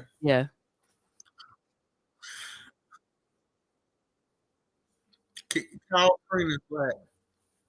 No sound. No sound. Oh my God! Why they don't like Cal? I think it's your internet. Did you get a new CD? Yep. It's just CD scratch. Yeah. They said it's giving Cal Cena. Hold on, son. Let me see. He would leave now when I'm checking to see if his. Oh yeah, let me see on the phone. Oh yeah, you ain't on there, cuz. Cal in a black hole. Aha! Not the good one either. Okay. All right. So Clash DDM's running a show now. Say no. Jesus. No, but I think Clash in Paris overall. Here's the thing. We got WrestlePalooza coming up in 2 weeks? Mm-hmm. The 20th. Just about. Yeah, the 20th. They want us to pay $30 for that. And I don't know. We're gonna have to see. I don't like I'm not crazy about the shows right now. I think also too. What'd you say, man? Oh my bad. I was gonna say, is it even matches on the card yet? Well, they did do for on Raw. They announced that it's going to be Io versus Stephanie for the vacated Women's World Championship for Naomi's title. Mm-hmm. I would have preferred a tournament to lead to that. Yeah. On Raw than just inserting Io in it. Now, part of me understands how they're going to insert Io in it because you have this storyline brewing with Io and the Kabuki Warriors. Yeah. So, and shout out to Asuka too. Can we just talk about how great Asuka is? Like Asuka, she has that skill. I can't understand shit she is saying. I can't understand shit, but I understand every goddamn thing that's going on in this storyline. Asuka, now that they are giving her this, is back in her bag. Karen! Yeah, she bullying. She being a bully. She's like, this is family business. Like, even the way she talks about, no. Like, the acting, the theatrics are there. It's like, you don't even have to understand what's going on because her emotion, her body language, her facials are all telling the story. Rhea is doing a phenomenal job at being that person caught in the middle, but this is really my girl, but we rock with you because we from the same country. But this, I don't know what to tell you. This is going to be a good storyline. And when Asuka goes full on heel, which I don't know if they're going to interrupt this match with Stephanie or how this is going to work, but they're definitely interrupting this match. I think there may not be it because they talk about they help it. But what does the story turn into? Is it just the Like obviously an Asuka Rhea match, but what do we think? Because that's not for no titles. That's just hate. No, Well, it's and hate. that's a good thing. I think that's what I love about it is that much like the Jade and Naomi feud, Mhm. this is a feud that is going to the difference is, and I'm not to be shady to nobody, but Io and Asuka can really wrestle. So, No shade. so the reality is going to be not only are we going to get great story, but we are going to get some. Can you imagine? So hold on, really quick. You'll get good matches, but I don't know if you're gonna get great story with just emoting, because she emotes well, but I don't know if that translates to telling the story. I think it can. I have watched plenty of Japanese films, subtitle or just in regular language, and one thing I'm never going to do is underestimate the people of Japan, because you got to think about it. These K-pop groups, even though that's Korea, they done took over in America. I am never underestimate these people. So racist. I think that we can get story. I think this would be a great way to do real Japanese Joshi and translate it to American audiences. Make it, they're going WWE eyes. But can you imagine this story where Asuka and Io in a cage match? The match would be great. Oh, I think you can do story because they're already teasing that you can. I think that, and here's the thing: if there is a weak link in the story, it won't be Asuka and Kyrie, because they're showing you that they can move a story along. I think Io will be the challenge from a story perspective, because from a face perspective, she doesn't really offer much. That is the weak link there. But Right. I think that damn Asuka, you got to remember, Asuka mastered how to do memes on the internet and communicate on Twitter. Facts. I'm never underestimating that woman. And I think I'm going to be honest with you, from a women's wrestling perspective in WWE, I'm most excited about this story. This match. I'm most excited about this story. Because Asuka's a heel. I didn't get to experience her as a heel when she was in NXT because I wasn't watching then. So this is going to be my first time in real time watching her heel work. And if this is a small taste of what it's going to give, and then with the makeup she be doing, she going to give you looks. She going to give you looks. I got like 3 Oscar shirts already. I'm ready. I'm ready. I'm ready. I understand it. No, I understand it. Shut it down. What you saying? What you about to say? I'm sorry, what happened? No. I can't. I'm ready. That was a DDM remix of Oscar theme. God damn. That'll be good. I don't know what the rest of this WrestlePalooza card is going to look like. Right now, it's that match and John Cena versus TBA. Although, again, TBA stand for this Brock a-hole. Facts. No, facts. I mean, SmackDown is in Chicago this Friday. There's already been talk that Brock is supposed to be in Chicago this week. Oh, Chicago about to be they about to have a night tomorrow night. Somebody tweeted, I forget what the original post was, if they added WWE Shop in it, but the person tweeting was like, yo, the WWE Shop doesn't have any AJ Lee gear. What am I supposed to watch during SmackDown? Blah, blah, blah, blah. Some goofy from the WWE Shop account was like, oh, well, we know she gonna be hitting SmackDown soon, but you just gotta wait until it was giving this whole spiel about why it wasn't in the shop yet, but it's gonna. And I'm like, y'all don't do, because this the same shit that happened with Penna. Remember? Oh, his stuff got leaked. It was hours before his debut on that second episode of Raw on Netflix or whatever date it was. They put that shit right up. They posted the image of his gear being in the shop early, and everybody was like, "Oh shit!" They just leaked it, and they just kept it up. Is it me, or does it feel like a lot of as of lately, everything feels weird? Like everything feels sloppy.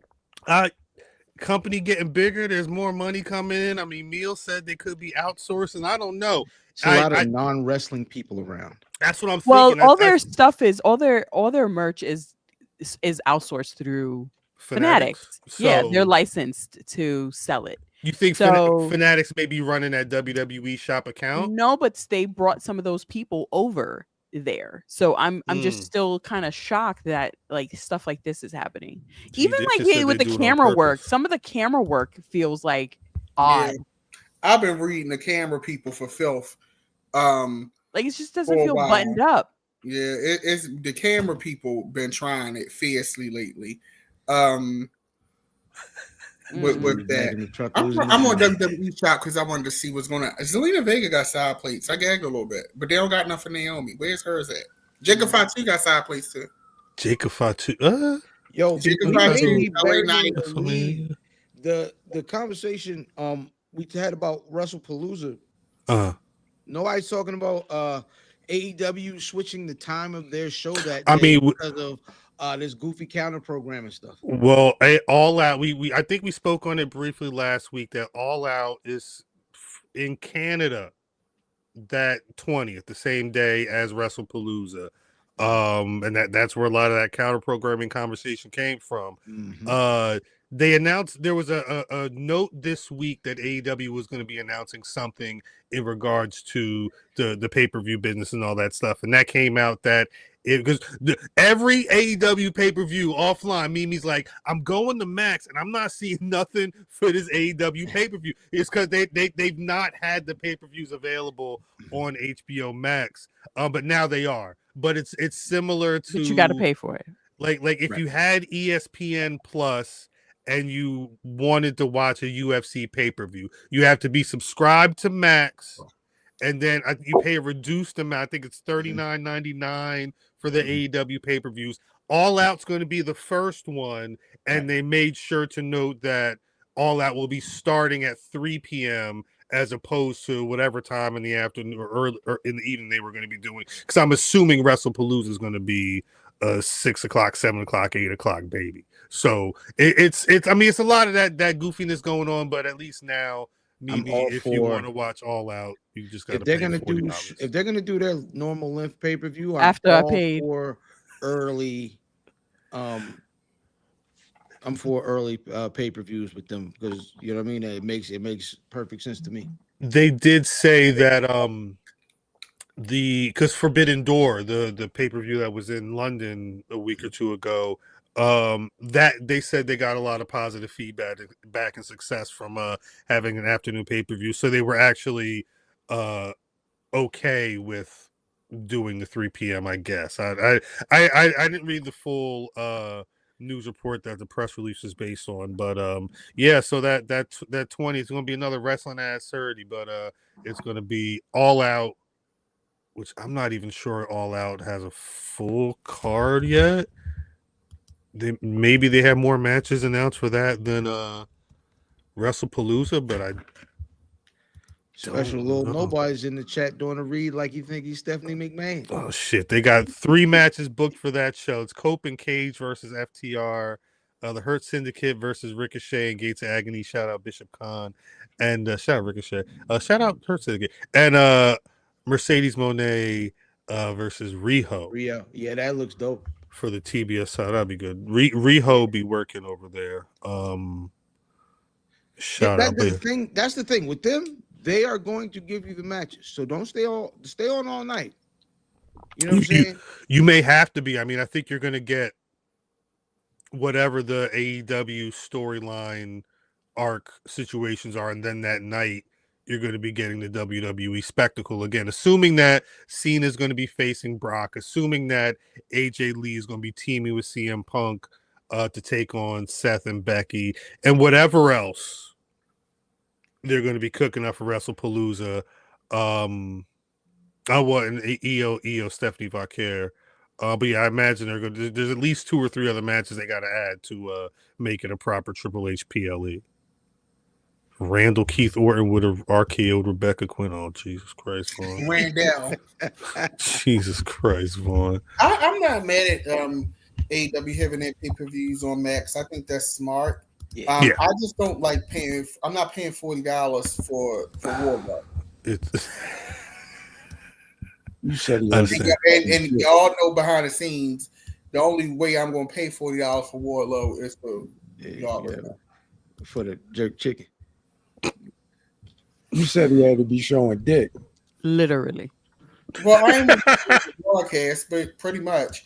But I think this is where they lose me because, and I don't know who to blame. I don't know if to blame WWE for knocking the business down in that way, or to blame AEW for pricing their pay-per-views at a price point that is like not realistic in this economy and valuable in this market. They're right? like $50, $60, I think. They're $40. They go. This one will be $40 on Max, but they're usually around $50. Yeah. And it's just not 1995 anymore. Nobody's paying $50 to see Wardlow.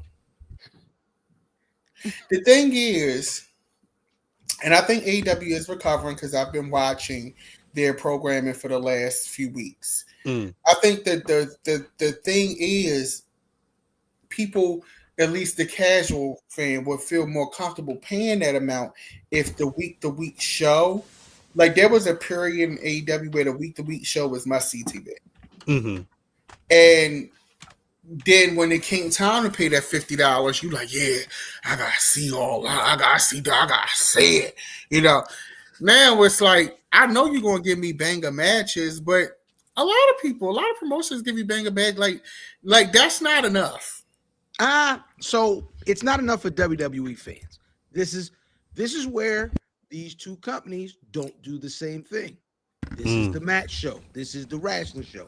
So the hardcores are the ones, and that's the thing. It's almost like indie, right? Where no, I don't have the machine behind me, and we not pushing out this and that and all the merch and da da da da. But what we do is we keep it cute. We serve our core audience, and we serve them exactly what they want. All this stuff this week with the goddamn ECW tributes and putting Taz up in the rafters, that super serves that portion. So what you will is you have a bunch of niggas that pay what's the is it the 39 we got to pay for the PLE? We haven't even gotten to that point yet, but Right. We've had the Peacock for $15, $10, whatever you've been paying, which also just went up. Jesus. Oh. And that's the thing is you've got that model, and then you've got the old school. Just get how you get it on Amazon, get it on goddamn. However you gonna get it. But however you get it, you just say fuck them. Outstanding. Fuck them. Sorry.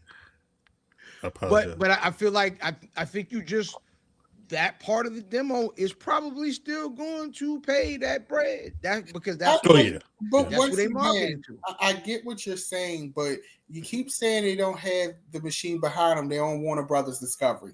That's a big machine. When I say they don't have the machine behind them, they're not the big dogs. You know what I'm saying? They not the goddamn McDonald's. They not. There's a further distance between them and WWE. Correct. They are the second place. They Burger King. You know what I'm saying?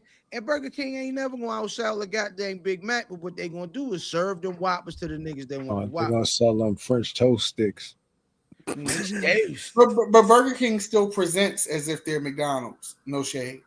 I guess my thing is, and you're right, it is servicing a certain demographic, but how long is that demographic going to be sustaining you? Because no shade, I've been watching you the last few weeks, and you've been having to do residencies, and then you was in another arena that looked like it had a lower capacity than NXT. Well, I think the thing is watching with them goddamn WWE glasses. You're on TNT. And like, you're on HBO Max. But I think sometimes None of that because is but this but is the nobody answer. trailblaze those places. Those are new avant-garde places. But I also think the answer is it's gonna last until somebody stops paying. I mean, that was a conversation with ECW until I think they died on the line on, was it TNN? Were they on Spike TV at that point, or was it just TNN? It was TNN, and when it switched to Spike, it died. They died. I mean, it WCW died, and I mean WCW. I would hope that AEW doesn't fan out the way that WCW did, being sold for a fraction, basically just sold for the logos and the archive footage, to WWE or whatever. But you know, at a certain point, once the check writers start writing the checks, then give it a year. How long would somebody be willing to pay for, you know, putting on AEW in whatever state at that point? And that's what I'm thinking, because like, I don't know how authentic this number is, but I believe you, GE Diction 223, they did a number 472,000. There are people who stream who do bigger numbers than that, with with a quarter of the production value. So now it has to make sense to me, because 472,000 viewers, and it's people on YouTube doing 1.5 million, and they stream it for an hour or two. At some point, like for me, as even if I'm advertising, let's just look at it purely. I get, like, fam, I don't want to discount what you're saying, because I totally get what you're saying. But from a numbers perspective, if I'm an advertiser, I'm paying for 472 eyes, 72,000 eyes to see my product, and they're going to give me prime TV rates. Or I can pay a streamer or another service, probably not prime TV rates, and they're going to have my product in front of 1.5 million eyes. Yeah, but I mean, I think the thing is WBD recently re-upped on that. So these are conversations. AEW is going to at least have to prove that they can satisfy whatever goals and I forget what the QPRs, whatever the however WBD quantifies, you know, success over there. They're going to have to meet and likely exceed that, because that contract going to be coming up in another 2-3 years, and that's when a lot of this is really going to come into effect. It feels like a 360. No shade. Well, No shade. I think that, well, and G Dixon is exactly what I was going to bring up. I think them losing the NBA before this season or whatever. I mean, I don't know if WBD is looking at them like a 360, but I know that they are leaning on them, because that's the one company that is under their umbrella that is live TV programming, which is what ultimately a lot of these outlets are. They're trying to find something. Hell, Netflix isn't just doing boxing matches for nothing. You know, they're looking at stats and realizing that people will sit and keep the button on there for 5 hours if you're going to give them something they want to watch. That's why they're giving AEW 4-hour blocks during the summer. But yeah, I think it's a lot of back and forth, and I think, like I was saying earlier, they're going to have to really show and prove that they can box within the class. Yeah, exactly. If they can hold it down the way that Warner Brothers Discovery wants them to. But yeah, that counter programming shit don't help though. But I get it. I get it, because it can be frustrating, especially when a motherfucker got to go. Remember that show we was doing at 8? It's gonna be at 3 now. Don't worry. You can still watch it. But it's like that's business, right? Like, you know, you almost got to expect that, especially when you've got one company that's been decades not just like in the game, but like running the game. It went from you can't run New York to now you can't run at 8 o'clock on a Saturday. Like, it's crazy. It's crazy, but it should be to be expected at this point, you would think. What's the score? I am killing in fantasy football right now. Yeah, because Jalen Hurts is having the game of his life today. Oh, he going ham. I am destroying. When I say destroying, it's giving destruction. It's giving the Eternals have come back to Earth to place judgment. I have 5 Infinity Stones and an extra gauntlet. Yeah, but that probably means that the guy you're playing probably doesn't have any players tonight. Damn. The only player he got on his team is Lamar. That's it.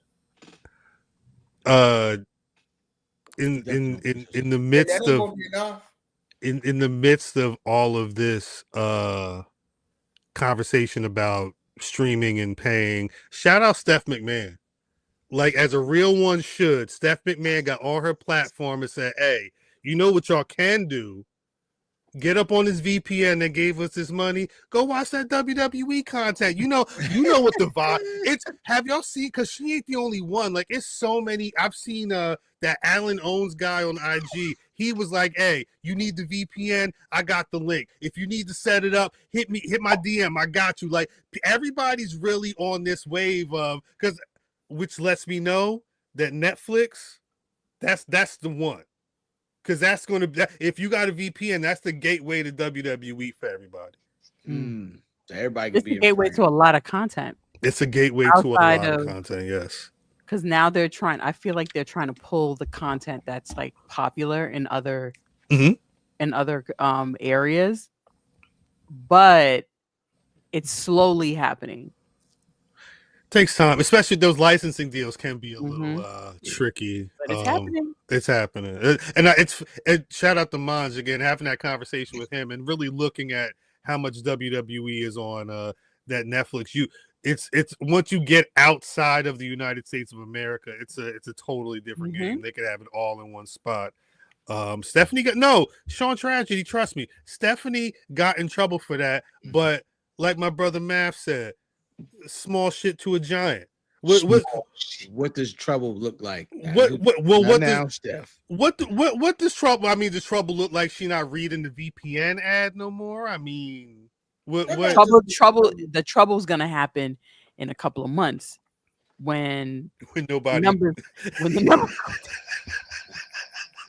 and they paying that what is it, 30 million?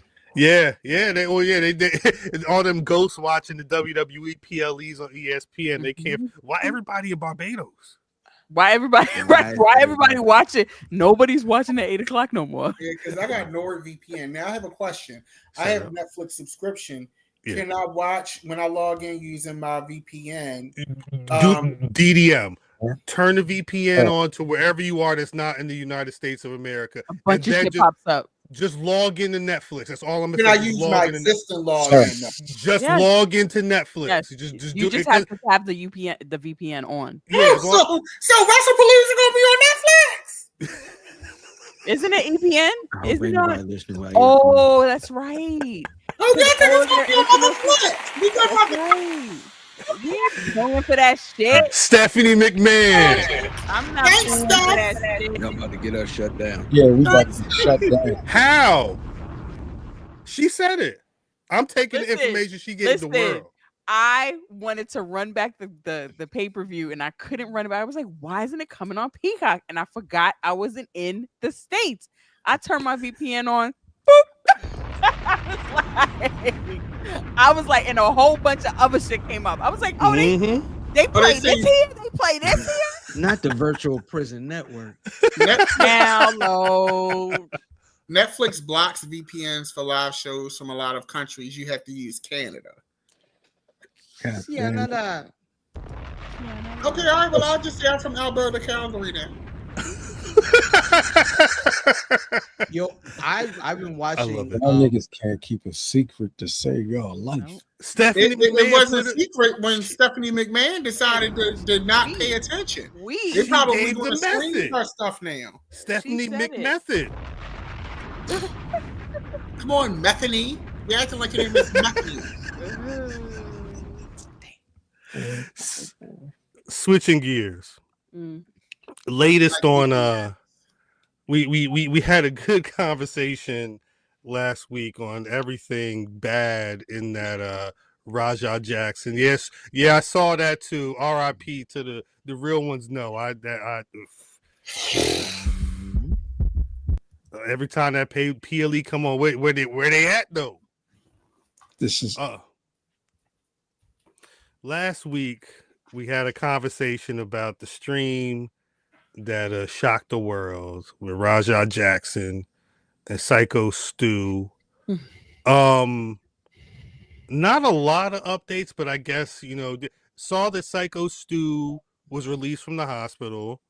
I haven't seen or heard anything or what the latest is on what his recovery is looking like, but hopefully it's a step in the right direction, him being able to be up outside. Yeah, they say he got up out. Didn't he get up out of the hospital? I thought that was The other day, yeah, the other day. Yo, I got out the other day, yo. But I mean, who knows what his Shout out to rehab's gonna be? Blizz. Shout out. What was I gonna say?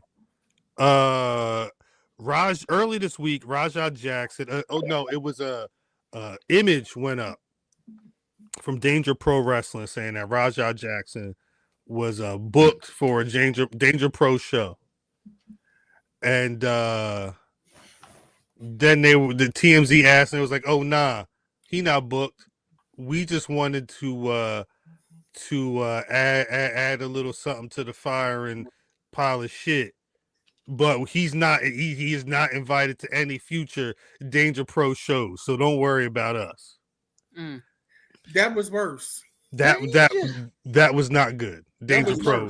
That was no good. It was very bad. That was actually Nasty worse. work. Gross, nasty work.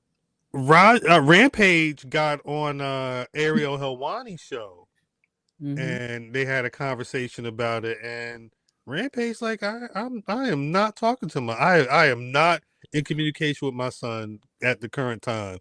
I'm talking to his lawyers though. He said he's playing for him. But remember, he said that he had money set aside, bail money for, I guess it was the black kids and college money for the other kids. I'm not. He got 2 sets of kids. I believe he has kids with an Asian woman. Asian kids. Yeah, and he's got kids with a black, I guess Rajah's mama, who passed away. I believe she passed away. Oh wow. I don't know how long ago, but I remember watching something. They were saying that he had been dealing with that for a bit. Yeah, Rampage said that he's not in communication with his son right now. He specified that it won't be forever, but right now he can't do it. I'm going because I saw him streaming with some dude. He was in Thailand. He was trying to teach him to speak Thai, and he was like smoking weed. They was out on the streets, up in the club chilling, and he was out with the streamer Neon on the stream as well. So I'm assuming that he's trying to make sure that his paper isn't going to be disappearing from the situation. I guess whatever paper he's not already got wrapped up into his son's situation.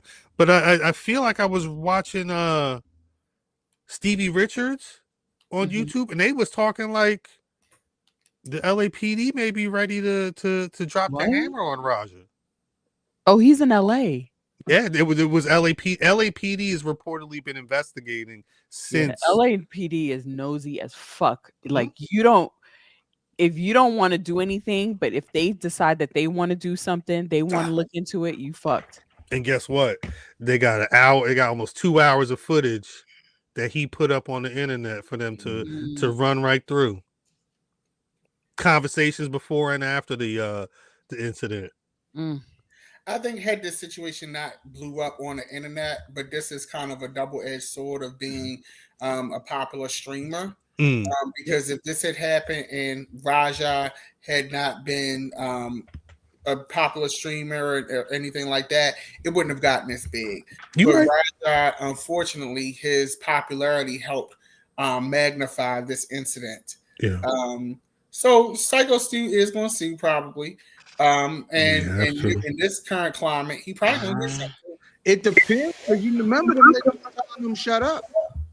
You said what? Remember them niggas was telling him to shut up. They were like, "Now you told him." He's a vet.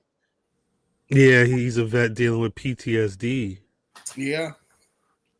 I'll say it's Why is it? It's a goddamn. It's a It's not gonna look tornado good. at the football game. It don't look Which good at game all. is that it's like that? It's not for the Phillies. Yeah, your Philly and Jack- quarterback's game's on a weather delay right now. He walked into the back locker room Okay, all right, well, we can take a little rest. I already got good Uh, points. You know, we come back recharged. at 4-4-4 in the third, 20-24, Philly in the lead. Yeah, I guess we'll see. Third. Third. All right. They still got one more quarter of game. I guess we'll see about Raja. I wouldn't be surprised if we hear something soon, but Where they playing tonight? Philly. they're in Philly. Yeah, I don't know if it's lightning here, but it's definitely been rain conditions around here, so it all makes sense. It all makes sense. Was there anything else that we needed to really discuss tonight? Mimi, I saw that Cody and Brandy, they welcomed their second child into the world. Did you see that? Kodak. Shout out to him for not stepping on Naomi's I don't know why the pregnancy fuck announcement. you asking me. Why the fuck are you telling me that shit? I saw that shit on my timeline. I scrolled so fast. They said it was a secret that they was hiding. I guess they wanted to make sure that nobody. Whatever.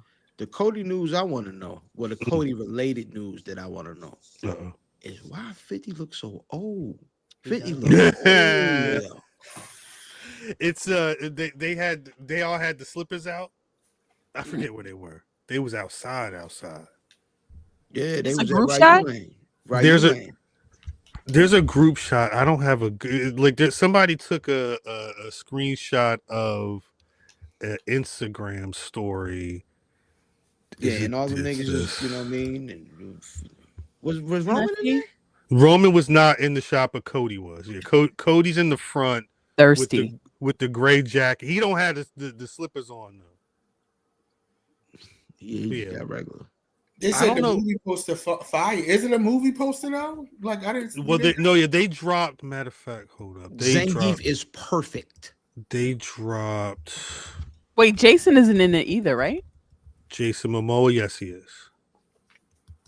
Hold up. Let's see. I get Roman Reigns like. side kick. Sorry. I'm sorry. Well, no, they Yoda dropped like what you call images. They dropped promo images because they announced that the movie's coming out next October. Oh, okay. I believe is the date. So what I saw was a collection of like these Was it like like one of the fan ones? it's like a player select Yeah, Mm. where they've that's got hard. the cast. Can you make it as big the- or no? It's that's about all my computer's allowing me to do. Chun-Li looked right for once. I'm still trying to figure out what Nigga, is that what's his name? who What's the nigga that used to mess with Shut up, old girl from Kids? And Eric Andre. yes, that's Eric Yeah. Andre. Eric Who? Andre's in it. Andrew Schultz is in it. I don't. Yeah. Oh, All right. Eric Andre, that was the comedian I was talking about earlier that got the couples massage. Wow. Call back, ladies and gentlemen. Full circle. Full Call circle. back, Your man. favorite pod could never. Your favorite pod could never. That's actually fun. Except for it's us. So That actually, yeah, facts. That actually makes a lot of sense. But yeah, they I'm assuming all of this. Wait. What? Hold on. He got a October 16, couples massage by himself. No, him and his girl was Oh, getting the couples massage, and the guy he this is in print that he made the statement, which he should have really kept this shit to himself. And that's The, how he does. The guy was Yeah. giving them a couples massage, and his words, not mine. He said the massage therapist was working in between his spaghetti and meatballs, Yeah, that makes sense. That Yeah. sounds like something he would say. Yeah. and he got aroused by accident, and he was like, and he looked up. The massage therapist looked up at him and his girl, and was like, is this okay? And Eric was like, yeah, it's all good, just whatever. And so the massage therapist started to give Eric fellatio, and Eric was like, no, that's not what I meant. And he stopped the guy. What? This is in print. He said, "Wait, no, I didn't mean that." No, suck it. no. Oh my God. Look at that. There go Roman as Akuma. Wait, what? That's what he said. Yeah, That makes so much sense. It's Eric Andre. Yeah. Wow. Dude, now, all right. So I'm not a go get a massage type nigga, right? Right. So let me ask this question: how close do a regular above board actor? It don't come nowhere close to you, goddamn, your twig and berries. It depends on like when they doing your legs. The thing is, I think Orville Peck is Vega is perfect. The thing it's a good decision. The thing is they don't touch your privates in the standard massage, but when they do like your thighs and stuff like that, they get close. So just having that sensation in your thighs can arouse some people. Matthew. I'm gonna be all right. Map, don't you get massages? I'm not going to get. Hell yeah, they be up. All right, cuz I gotta ask it. You go to you go to niggas too? Nah. Fair enough. It's always buff chicks. Fair enough. Nah, it all makes sense now. It all makes sense now. Oh. Now all my massage therapists is men. Come here, nigga. I did go to. I'm not gonna lie. I did go to this one female massage therapist. Did you get right? I went to say 2 years ago. She was actually really good, but she was late all the time, and that annoyed me. And she talked too damn much. When I'm getting a massage, shut the fuck up. Was she a Negro? Huh? Was she a Negro? That is besides the point. That has nothing to do with it. Besides, yeah. You know, Jesus. But she talked too much, and that's the thing. Like she just talked too damn much. And when I'm getting a massage, I want you to shut the hell up. Was she good? No, she was great. Like the actual massage, she did my belly. She had nice steam and everything like that. And she was great. It's just that she was always late and she talked too damn much. And when I'm getting a massage, because I carry a lot of tension in my body and I'm stressed a lot. And I grind my teeth and I got my tooth guards and stuff like that. When I'm in massage, I want to hear the relaxation music. I need it to smell like lavender. I'm big on that. And I need to this is my time to relax and decompress. I don't want to hear about, what event you went to and all that shit. Like, I'm not coming for that. You confirming without confirming. Chill out. On that note, because I don't think there's anything else, unless there's something else I'm missing. Nah, you won't for that. Do you have any more Street Fighter thing? I mean, there's a bunch of. Hold up. Actually, we didn't look at. Speaking of Eric Andre, we didn't. He's playing Don Savage. Oh, I don't even know who that is. That must be somebody. He had the pants. He wear the pants. He looked like Macho Man, low key. Oh. That nigga he from like Saturday. What was the Saturday nights? Oh, what was that joint That's called? a player? I have no idea, Mimi. I'm not familiar. Someone in chat is Don Sauvage. Yeah, a player? It's a character in the game. I've never seen him. Nigga. It's at least a character in the movie. They might have wrote him just for the movie, like they did. Oh, she playing Cammy. I don't know. Yo, Cammy is the most like cosplay chick. Like when chick want show their butt off, they throw that Cammy cosplay on. Cause she easy. Kylie Minogue played Cammy in the original movie. Oh, okay. Oh, they putting Julie in the movie. Okay. I'm not familiar with Julie either. Julie came later in the trilogy. And Joe. Are they putting Joe in the movie? This okay. is like niggas from Street Fighter 1. Yeah. One. This is the latest. That's Super Street Fighter Turbo. Right. There go Andrew Schultz. So it's a collection of motherfuckers. Dan Hibiki. Hibiki is good whiskey. I'm not up on Hibiki. Who playing Ken and Ryu? I need the greatest hits. I ain't trying to hear about all of them. My fault. Unknowns, I believe. Noah Centino. He been in some movies. Who? he's not like a name, but he's been in some. Yo, that looked like the girl from Ozark. Ruthie. Nigga, And, Ruthie was in something recently, and I was like, nigga, that was her. Wait, where is the Ryu? I'm surprised they ain't put Andrew the guy Koji. from Brazil, the green with the orange hair. What's Yeah. his name? Blanca, yeah. That's Jason Momoa. yeah. Oh, Jason Momoa playing Blanca? Yeah. Oh, that's gonna be interesting. We really just run Silver into Surfer. I didn't know Silver Surfer was Ruthie.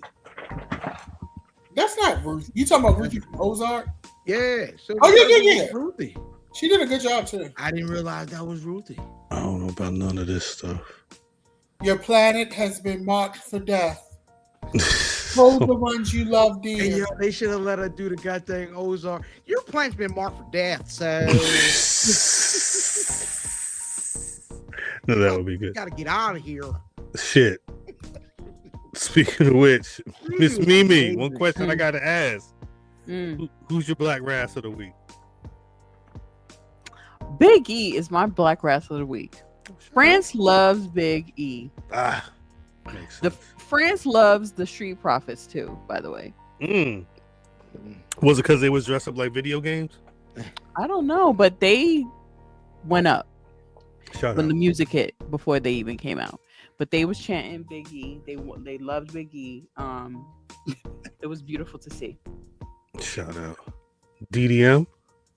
My Black Wrestler of the Week is going to come from NXT, which that 4-man tag match, that 8-man tag was really good, a lot of fun. Hank and Tank are definitely going to work. I didn't know how they were going to work, but they're going to work. I want a Hank and Tank jersey. Ricky Starks and Oberfemi. I'm low key adding a shoehorn in the second. Ricky Starks and Oberfemi is going to be a nice little feud. Ober is starting to show more personality. His character's starting to have range. He did a couple of things in the match last night from a character perspective that was really good, and showed a different layer to the Oberfemi aesthetic, and I really, really liked it. I think him and Ricky Starks is going to be good.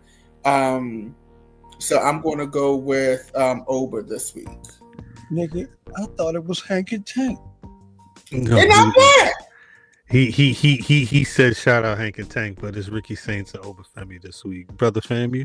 I'm gonna go, and I don't like to do this, but I have to this week. All 5 ladies involved in the ASÉ women's final. Man, I cannot wait. I'm super excited, and stay tuned. Facts.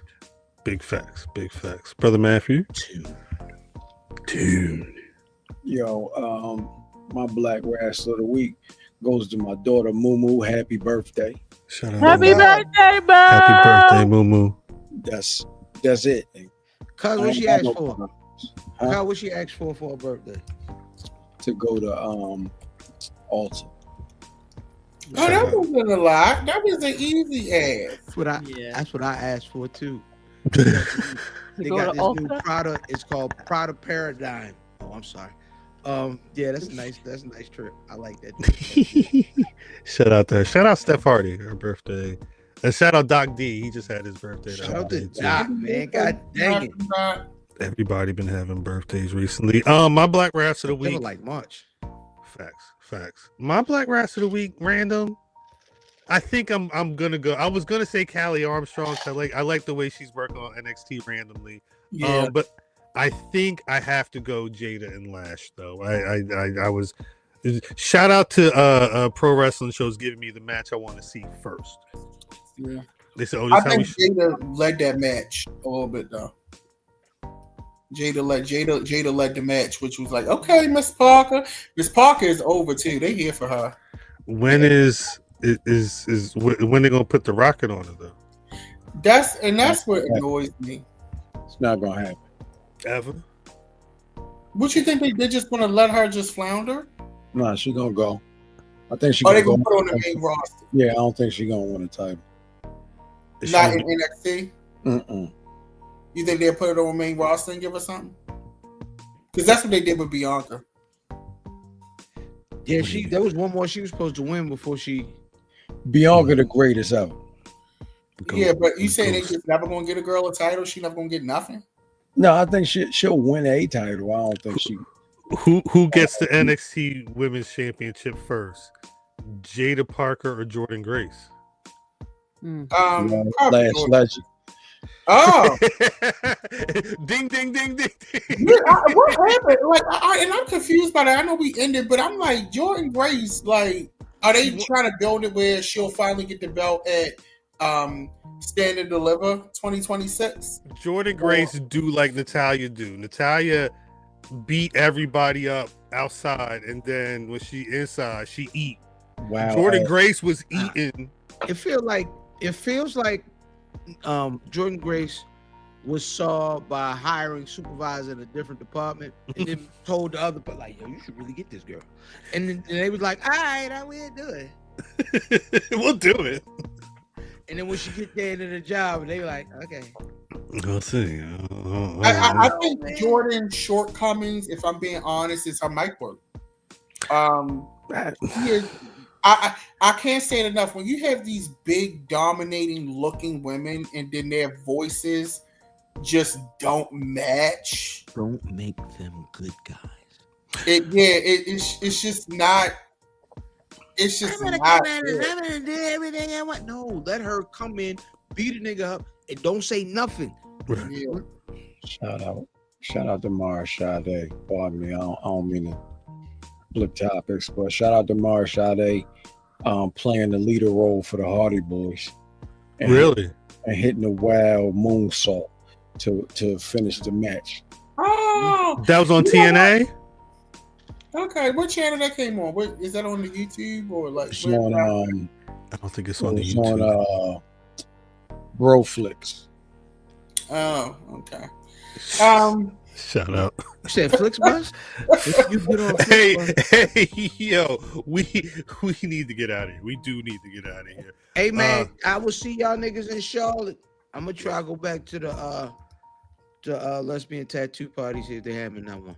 Yeah, I'll share 11 this weekend. If you can't be in North Carolina this Saturday, youtube.com/ASÉ Wrestling is the last free live one that they doing. So I really wish I was at this one. This is the one I wish I'd have went to. It do feel like it's gonna be the one. Before we get out of here, Miss Mimi, where can the people find you on them socials? You can find us 6:35 on a Tuesday on the Black Rasslin Pod, on the Black Rasslin Twitter. Shut up. And that's it. That's it. Piece of the TBTs. Brother DDM. You can find me, at Dapper Dan Midas, social media, YouTube Secretary Shady, even though I ain't getting in a while because shit is depressing. But DDM by Elegance, available at all high-end retailers. Facts. Brother fan. Hey man, IlFam79 on your social media of choice. IlFam79 on your social media of choice. You niggas had a whole lot to talk about my squad. You niggas care about y'all niggas more fans of my squad than y'all is y'all squad, man. Y'all keep tuning in, man. I know the rain is weather delayed, but because niggas was hating. But yeah, man, IlFam79 on your social media choice. I see you niggas in Charlotte, nigga. Yo, why you sound like Funk Master Flex? No, I tell the truth. Yo, yeah, I know Williams going to get your husband. Say it again. Trick Williams fighting your husband for the title. October. Mike Santana. I hope Santana win. I'm rooting for my husband. Mike Santana is my husband. That's my baby father. Okay. Mike Santana be coming through the crowd like a Uso. Man, if we can find you on them socials. Hey, Shout follow out. that nigga. For real, follow. Follow yo like Rhea Ripley. If you can find Math on the timeline, I'll send you a Math song. I'll send you a Math feature. How about that one? At Cal on Twitter, at Black Rasslin on Twitter, Facebook, and Instagram. BlackRasslin.com is the website. Shouts out to Devin Miles, he wrote an amazing piece about the Source Awards from '95 and the parallels of pro wrestling. Go read that if you haven't already. YouTube. In the Cadillacs. That's YouTube.com/Black Rasslin.